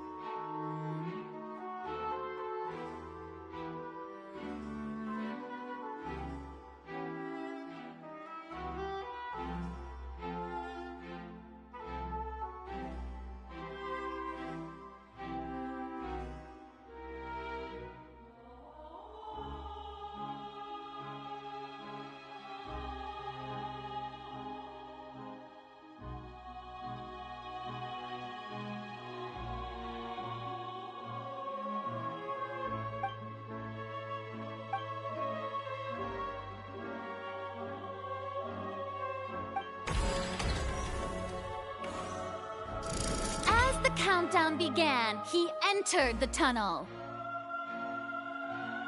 When the flatbed trolley passed, he opened the box and got into an altercation with Halsey, which caused the loud thud. He did not realize that the sound could be heard by everyone in the opera house, which is why he claimed earlier that he could not hear the sound. Finally, he used the vase to knock her out, before making her change clothes to prevent others from recognizing her. At this time, Cowell arrived in the tunnel, having heard that strange noise, and caught Linny red-handed. So Linny proceeded to knock him out too before stuffing him into that box. Afterward, Linny passed the unconscious Halsey to his accomplice through the magic box in the audience stands, before operating the devices such that Cowell's death would be ruled an accident. And there you have it. That's the truth behind what happened. Does the defendant's side have any objections to Lady Farina's description of the events? The key to refuting Lady Farina is the order of events, what Linny experienced, and what he saw.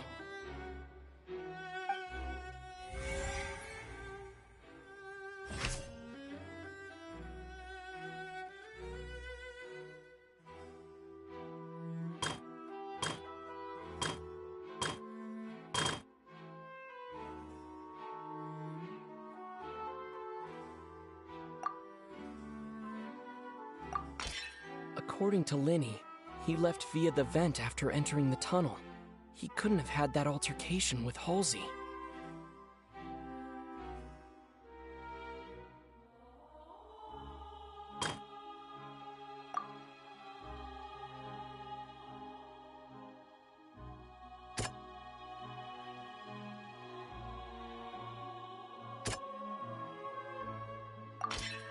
Linny went to the room that contains the Oratrice's core.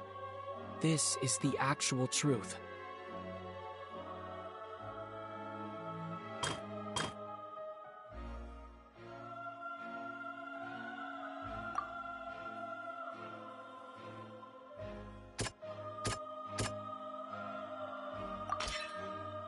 Linny did not take part in the underground altercation. He only witnessed traces of the aftermath. Attention! Ace Detective Paimon has something to say! When the countdown started, Linny did indeed go into the tunnel.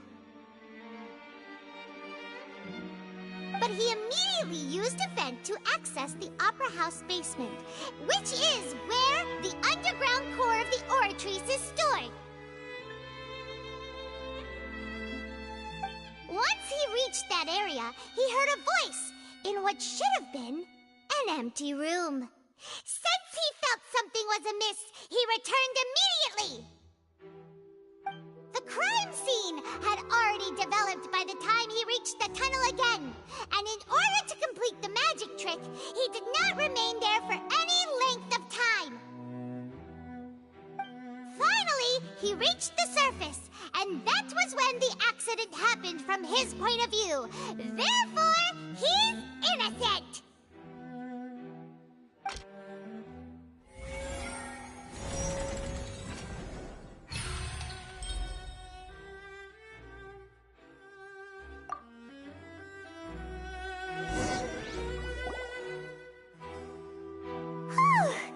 Paimon did it! Paimon actually managed to say all that! Wasn't it awesome? In other words, you believe that he knew nothing of the incident? That's right!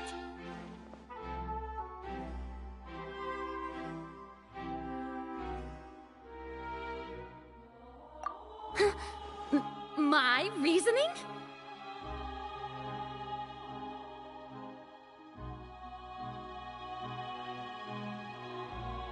If that's the case, then if Cowell hadn't entered the tunnel, who was the entire setup meant to kill?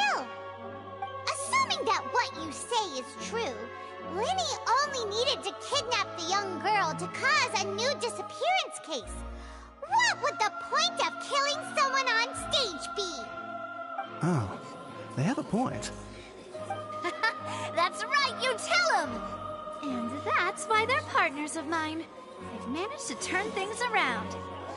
Oh, well, your denial is very strident, I'll give you that. But what proof do you have to back your claims?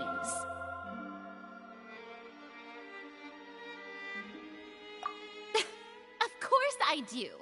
If he had been in the magic box the whole time, how could he have not heard that sound? Why do you ask? You're saying that he wasn't?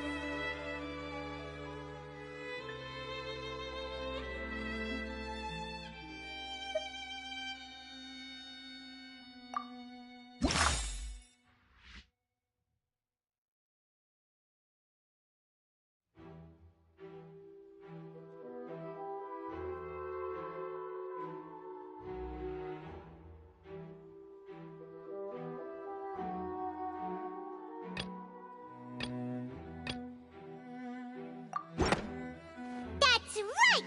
Lenny wasn't in the box or in the tunnel. That's why he didn't hear anything strange during the performance. This means that when the crime happened, Lenny had already entered the basement via the vent. The same clue you used to disprove his alibi has now become the best proof! How do you like that? Well played.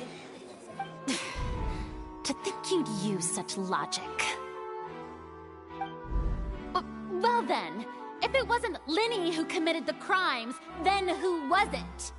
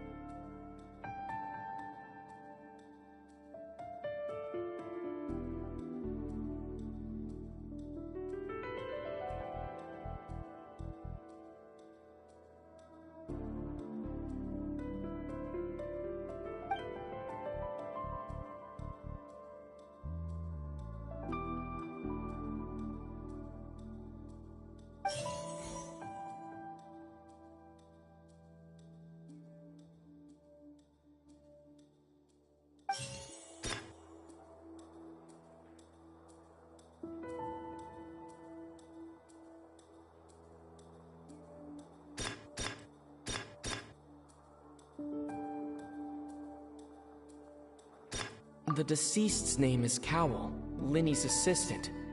He would have been able to tamper with the equipment.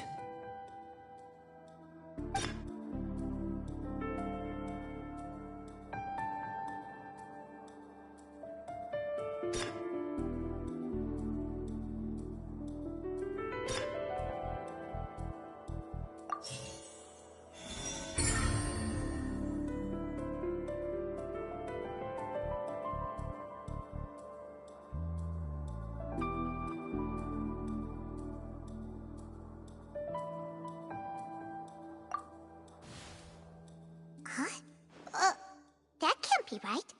Are you serious? The killer was, in fact, Cowell, the deceased! Oh, is that so? How interesting! Let's hear your reasoning then. What I must do next is recreate the truth. What Cowell did, and how he went from would-be perpetrator to victim.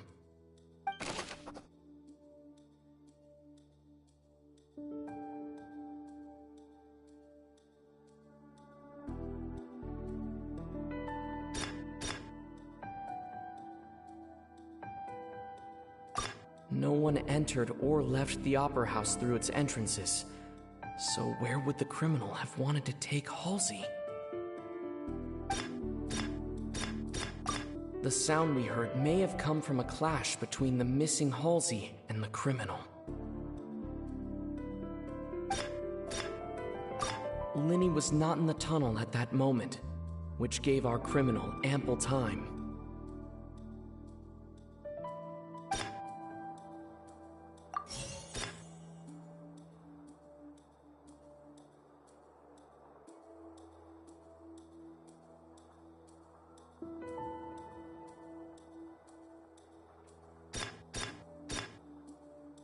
The sound we heard may have come from a clash between the missing Halsey and the criminal.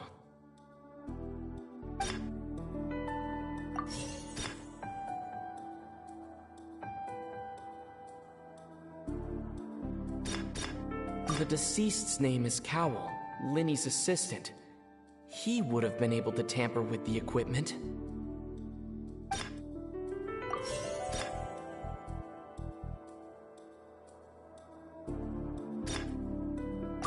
Halsey's clothing was in the tunnel, so there must have been some fear that she would attract attention.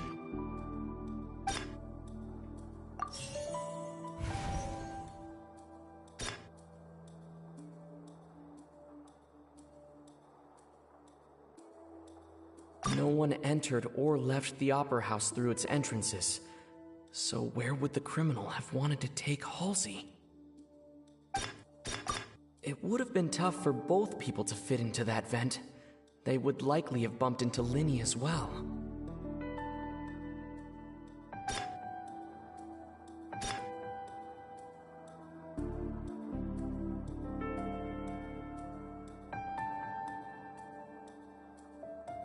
No one entered or left the Opera House through its...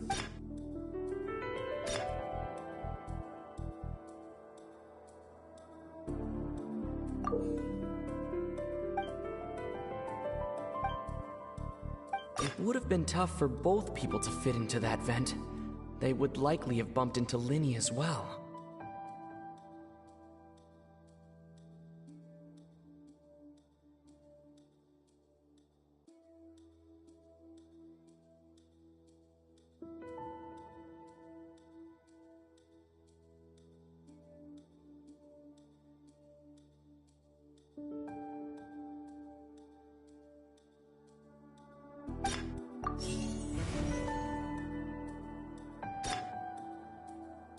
No one entered or left.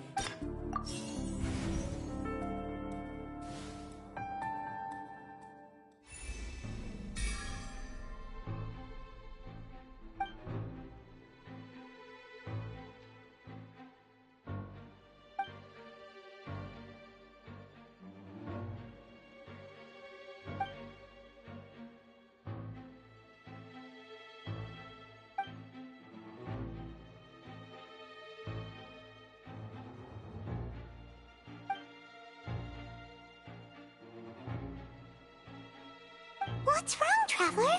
Are you still having trouble figuring things out? I see how it is. So this was all just a bluff. And here I thought you had something to show for it. But it seems you're still far from the truth. Look, since we're at a dead end, why not consider a different track? Just like the trick as it transpired, the end result must have been utterly different from the magician's initial design. If only we knew how Halsey disappeared. Well, that would be nice, but the tunnel only has 3 exits, and none of them seem very likely.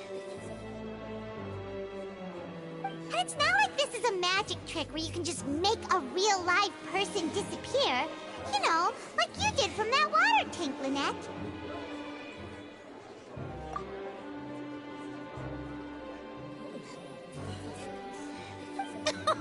Excuse my interruption, dear opponents, but do you not see that the crowd is growing impatient?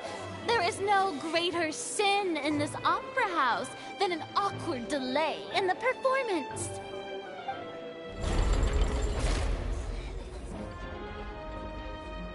If the defense is unable to make further effective arguments, we will move on to the next stage of the trial.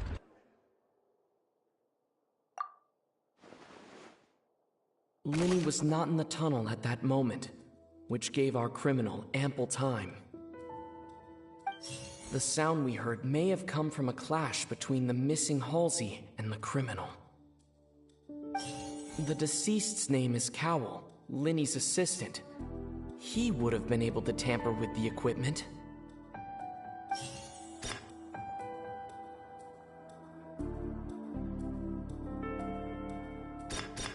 The vase was not broken by chance. It was used to cover important evidence. The water.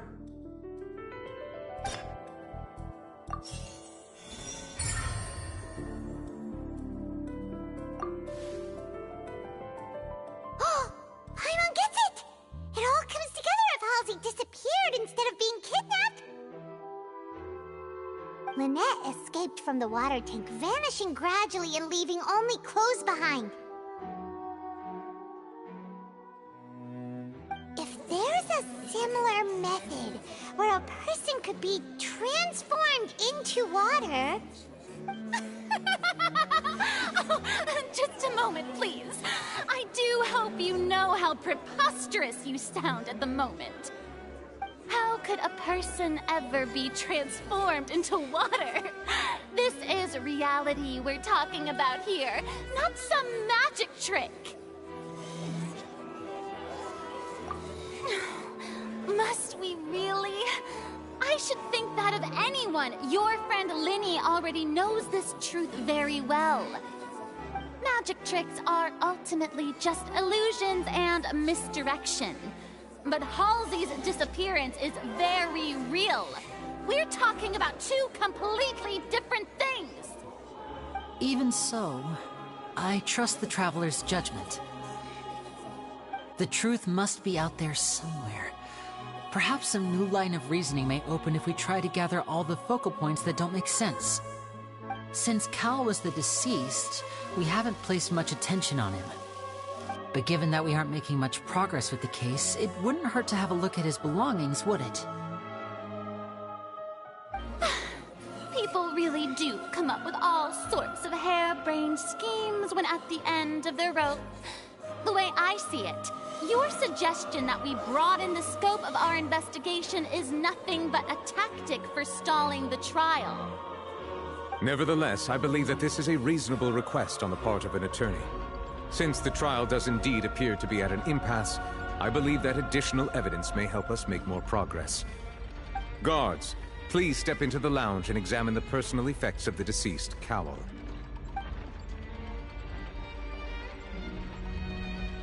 We are still examining the items, but we have already made critical progress that we feel must be shared with everyone post-haste. We discovered several test tubes of fluid within Cowell's baggage, each labeled separately. The notebook in his backpack claims that these fluids are water from the primordial sea. The primordial sea? The note's contents also indicate that Cowell belonged to an organization that sells illegal drugs and that he had an accomplice. The notebook has many entries concerning safe usage of these fluids, in which the keyword dissolve appears many times. One of these tubes was labeled Opera Epiclese, along with yesterday's date. It is empty. The notes also state that these dissolution properties work exclusively on people from Fontaine. It's likely that Halsey was chosen as some sort of test subject. As such, we believe that the defense's hypothesis is, in fact, supported by sufficient evidence. You've got to be kidding! People dissolving into water? Could something so ridiculous actually be true? Wait a moment. This reminds me of a certain prophecy, but it's just a coincidence, isn't it? Huh. If people can become water, does that mean that the water tank's real use was as a means to hide water stains? And if Cowell was targeting that girl... Wait just a minute. Could that mean... You two, with me, quick! Demoiselle, wait! What about your partners? Let's go. Just trust me. Order! Order! It is undeniable that further examination of the deceased's personal effects has yielded some surprising results, but we cannot yet verify the veracity of these clues. Still, let us assume that these clues are indeed authentic, albeit with the understanding that Ms. Halsey has yet to be found. Guards, please continue examining the items along these lines. Mr. Linney, it appears your hypothesis is supported by the evidence, so please continue speaking. Of course. Thank you, Your Honor. If we uphold this hypothesis, I believe that many of this case's seemingly unrelated clues can be connected together. Right! Like the metal hook! That one didn't make sense at all. Let's think about this. Cowell's methods must have something to do with that water from the primordial sea.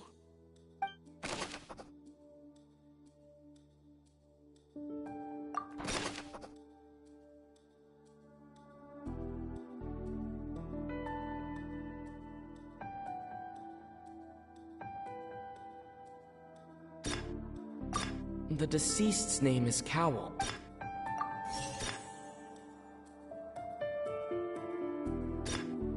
Now it seems like the hook rope was not meant for another magic trick, but was instead some form of triggering mechanism.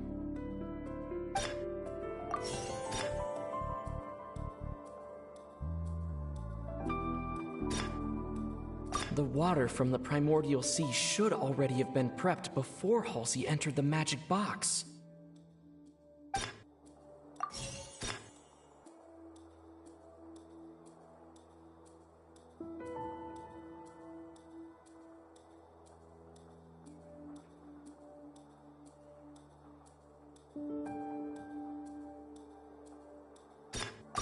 Lynette was in the magic box on stage the entire time. Did she have something to do with this? I remember there was something else within the inner layer of that box.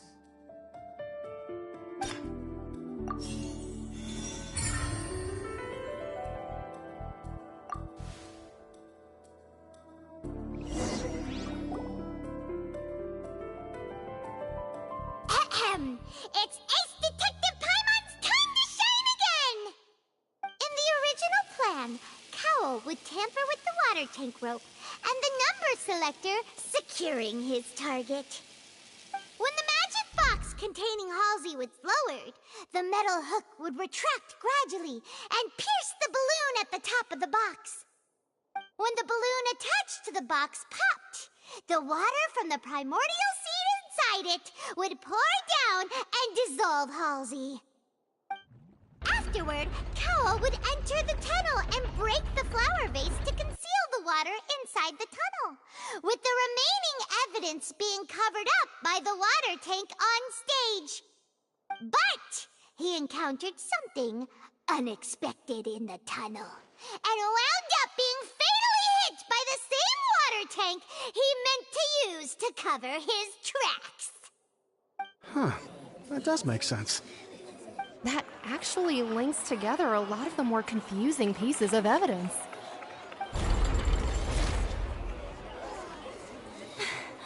Oh dear, what do I do? Even I think they sound convincing now. Have I falsely accused an innocent person? What a humiliation. Now, it seems like the only point of contention remaining is the exact circumstances that led to Cal's death. His notes mentioned he had an accomplice who could be related to the situation. On that note, the guards have just contacted me indicating that they uncovered new evidence. I shall now invite him on stage to share it with us. Thank you, Your Honor.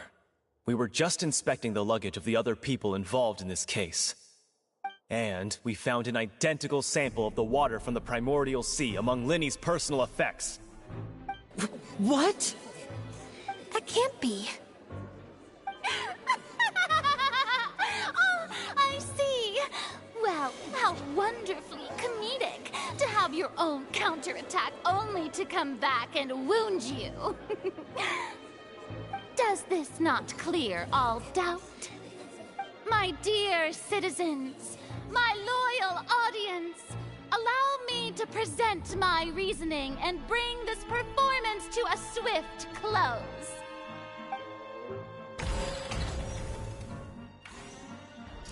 Linny did not need to take part in the dissolution of the young woman at all.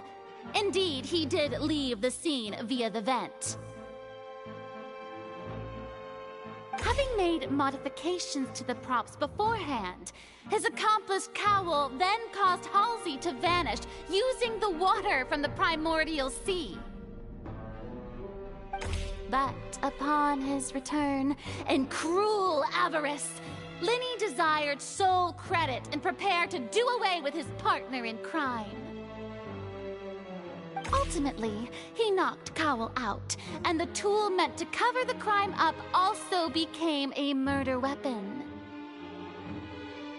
Now, as much as I regret having come to such a viciously straightforward conclusion, it does seem that the famed Fatui is quite the cold-blooded and ruthless organization. Am I right, Mr. Linny? We've used up all the evidence we collected. There's no way for us to make a rebuttal here. Is this the end of the road?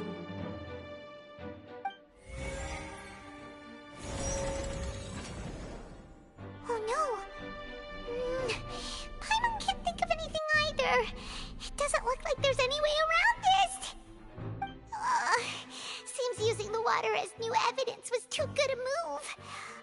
Why did this have to happen now? I think we've all seen enough now, and we have ample witnesses to my flawless reasoning. I believe this is indeed the finale. Now then, my good, noble Chief Justice, should we not, in your view, move... Excuse me, everyone, but I must interject. Miss, I must ask you not to shout, and to respect the ongoing legal proceedings. Oh, come on. Don't be hasty. I have a good reason for interrupting, you know. Now, would anyone here like to take a little break from all this debate and see a little magic? I'll show you an amazing trick. One that can bring a young woman who has disappeared back in the flesh, right before your very eyes. Please, do the honors, Mr. Linny, if you would be so kind. What in the world is she saying? No offense, miss, but miracles like that are beyond my scope as a magician.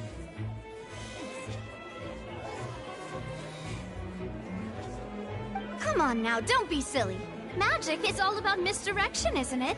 It often conceals the truth while presenting a fascinating illusion. But once everyone believes the illusion, can't magic reveal the truth to them once again? And wouldn't such a trick be the most marvelous finale to today's performance? Come on, Linny and Lynette. Give it another go. Don't worry. Spina di Rasula has made the necessary arrangements on your behalf. But, as the magic makers and stars of the show, I think I should leave the final performance to you. I understand.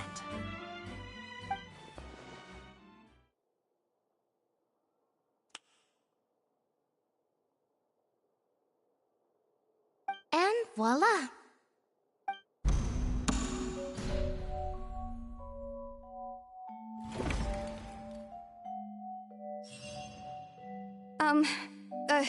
Sorry for the interruption. Wait, isn't that Halsey? So the whole thing about people dissolving wasn't true after all? To be clear, I'm only here because this person told me that if I testified, the merit of doing so would lessen my sentence. I was hiding outside this room listening to the proceedings because I was afraid that I would be the one put on trial. I was just feeling happy that no one had noticed me, and then before I knew it, she caught me. That That'll teach you to underestimate us three. Where should I begin? I'm sorry. I'm the one who killed Cowl. I admit it. What? Why? Firstly, my name isn't Halsey. It's Lillian, and I'm originally from Mondstadt. I heard that Linny's show was gonna be a real thriller, but I missed the chance to buy a ticket, so I stole one. That's how I make a living. I steal stuff here and there, and I'd never been caught before. But I was noticed at the harbor a few days ago, and I barely got away. Linny was the one who caught me in the act. Hey, no wonder you look familiar. So you were the thief! Liddy even mentioned that you were pretty skilled. Well, and I thought that would have been the end of it, but then the number selector chose me. He even mentioned the Fortress of Meripede. That's a prison, isn't it? So you can imagine how shocked I was. I thought he was onto me for sure. So I played along with the show while looking for an opening to flee, but then I got water poured on me for no reason, and then someone jumped into the tunnel to nab me. I wasn't going to take that lying down, so I knocked him out and stuffed him into the box. There was nowhere to run from there, though, so I had to change my clothes and hide in a box containing performance costumes. I slipped out after the first guard arrived at the scene and continued hiding inside the opera house. Can a person even hide in there?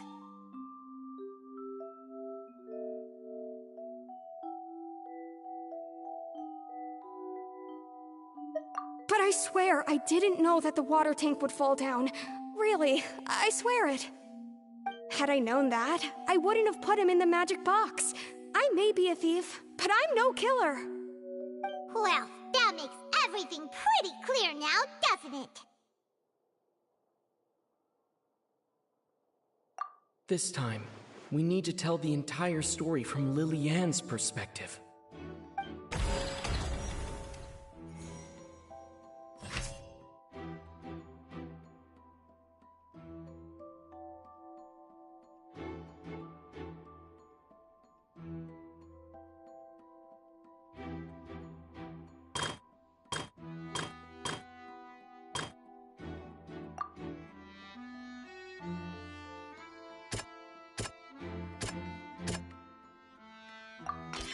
The strange sound wasn't from a fight.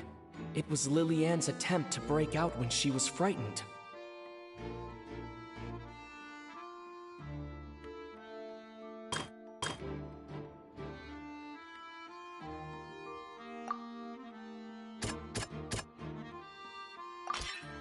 The flower vase was not broken to cover anything up, but was smashed during the struggle between Lily-Ann and Cowl.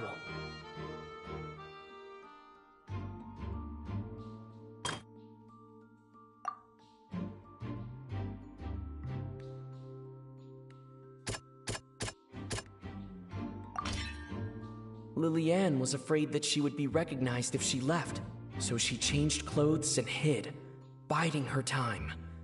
Just what one might expect of an experienced thief. And it's Ace Detective Paimon time! Having been selected out of the blue, Lily-Ann panicked. Her panic only intensified after she entered the tunnel and had water poured on her head. So she kicked the door open, producing the thud we all heard. Hearing the commotion, Cowl leapt into the tunnel, only to discover that Lily-Ann had not dissolved. He did not know that Lily-Ann was not from Fontaine, but was a thief who made her way in by stealing a ticket. Mistakenly believing that the water from the primordial sea needed time to take effect, he tried to force Lily-Ann back into the box. The two broke the flower vase during the struggle, but Lily-Ann came out on top, knocking Cowl out and putting him in the box. With with no way of escaping, she changed her clothes and hid in the costume trunk until the performance ended.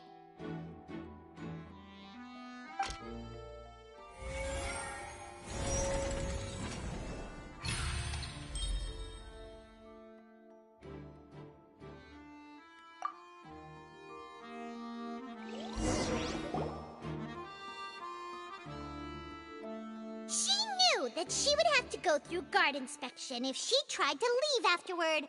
So, she has been trapped in the Opera House these last 2 days!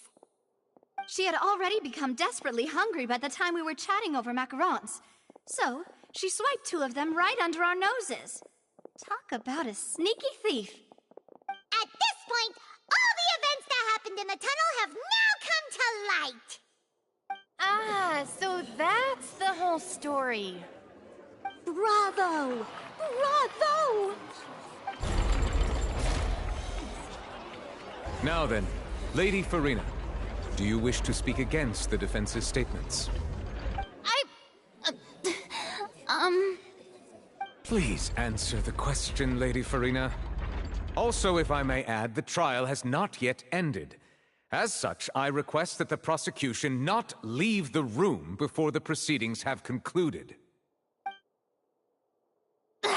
What? Are you reading my mind now?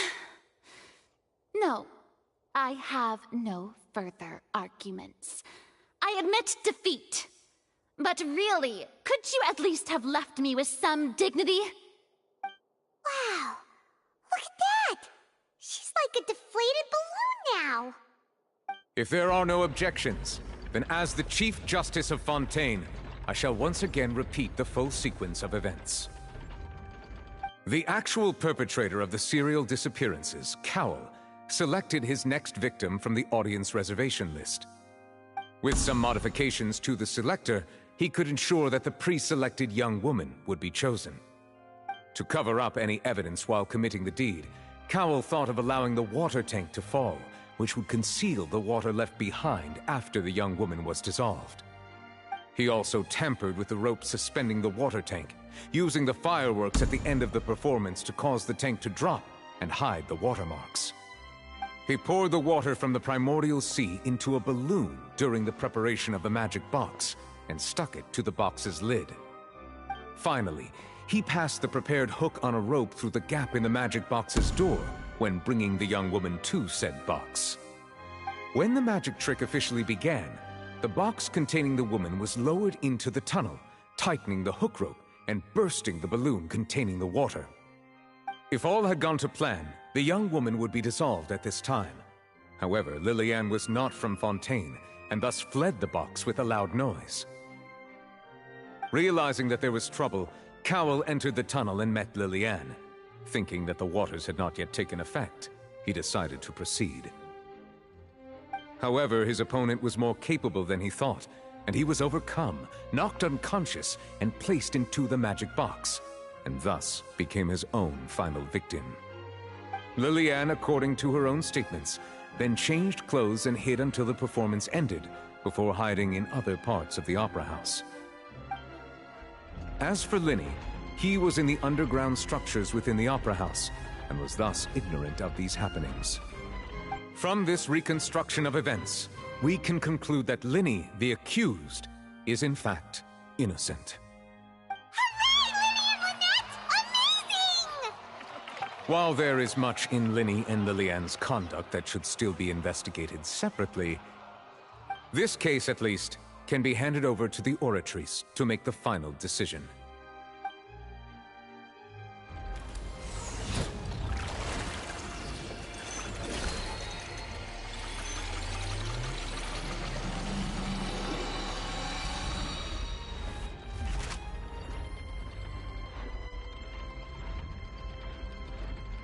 As such, Linny and Lynette are officially declared not guilty.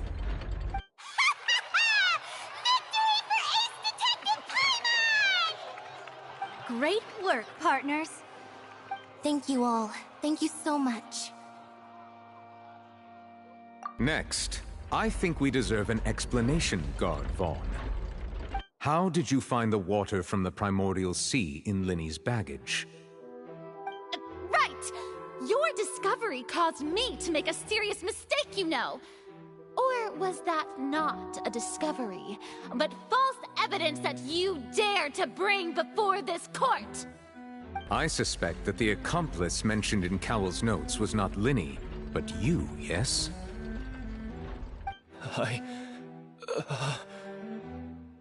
I'm sure you know what you must do to lessen your sentence.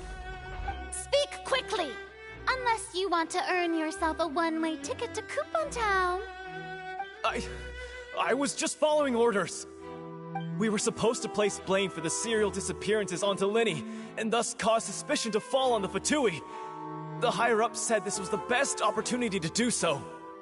And now that your plan has fallen through, and the secrets of the water have been revealed, you have become a liability to said higher-ups, yes?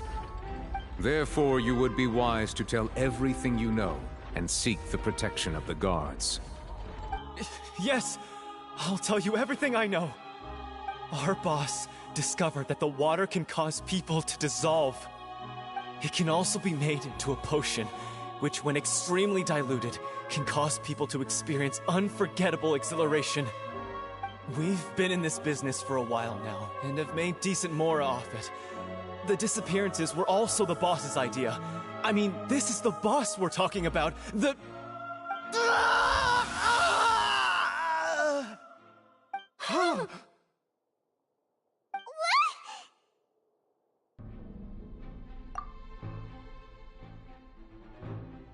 And now he can no longer talk. Such ruthlessness. I shouldn't have expected any less of them. An outrageous act. All present, please submit to inspection immediately.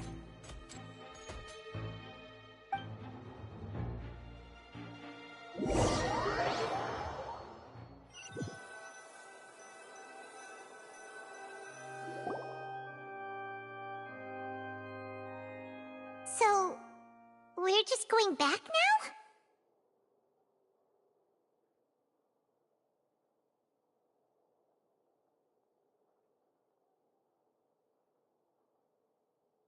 That's true, but... Traveler, Paimon! Please wait. Linny... I know you may not want to speak to me right now. Maybe you don't even want to look at me.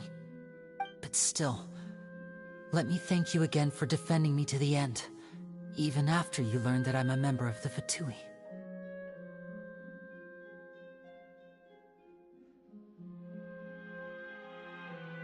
I guess. But regardless, I'd like the opportunity to set things straight. I didn't approach you with any ulterior motives or ill intent.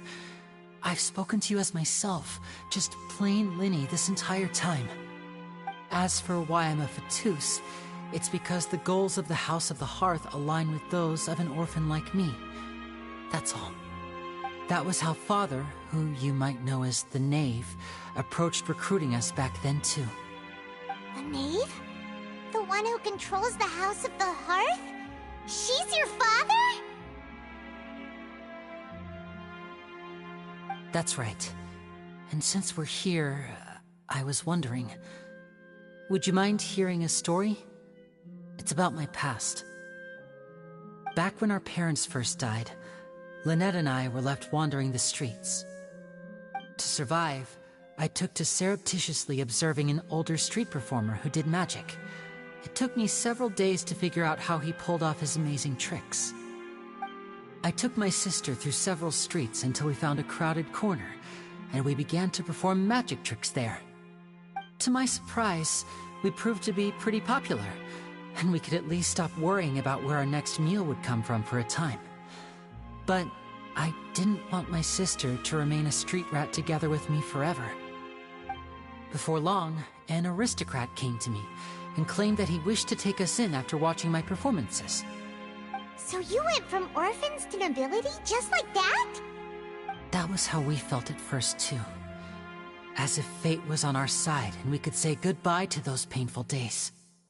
But I gradually discovered that while we were called foster children, he was really after my talent for magic tricks. He would constantly take me to all sorts of banquets to garner attention, which he would then use to expand his social circles. That doesn't seem too bad either. Better than roaming the streets at any rate. It took a while for me to realize just how dark his heart really was.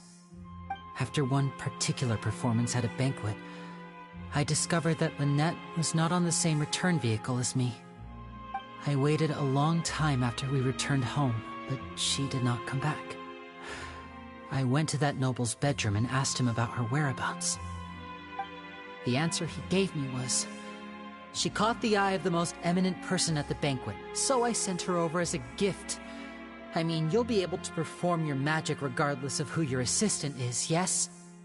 Oh no. So he was gonna... But wouldn't Fontaine's laws deal with such people? As far as outsiders are concerned, this is a relationship akin to adoption or foster care, and they have their ways of escaping the eye of the law. I managed to ferret out the location of the mansion of that so-called eminent person, and hurried through the night. But by the time I leaped over the walls, avoided the guards, and made my way in, all I saw was the moonlit ground covered in blood, and the knave standing there in the darkness. So, she'd already taken care of that guy. That's right. She had rescued my sister before she could come to any harm, and had even discovered several girls hidden in a basement, all of them orphans. Father, I mean, the knave, might have seen something in me, and so she made me an offer. The House of the Hearth welcomes you, for your interests align with ours. Here, none will ever betray you. Indeed, betrayal shall never be permitted here. I was hesitant to trust her. I mean, I had just been betrayed by nobles. But she was also quick to destroy the noble who had taken us in at first, giving us back our freedom. Oh, so that's how the two of you joined the House of the Hearth.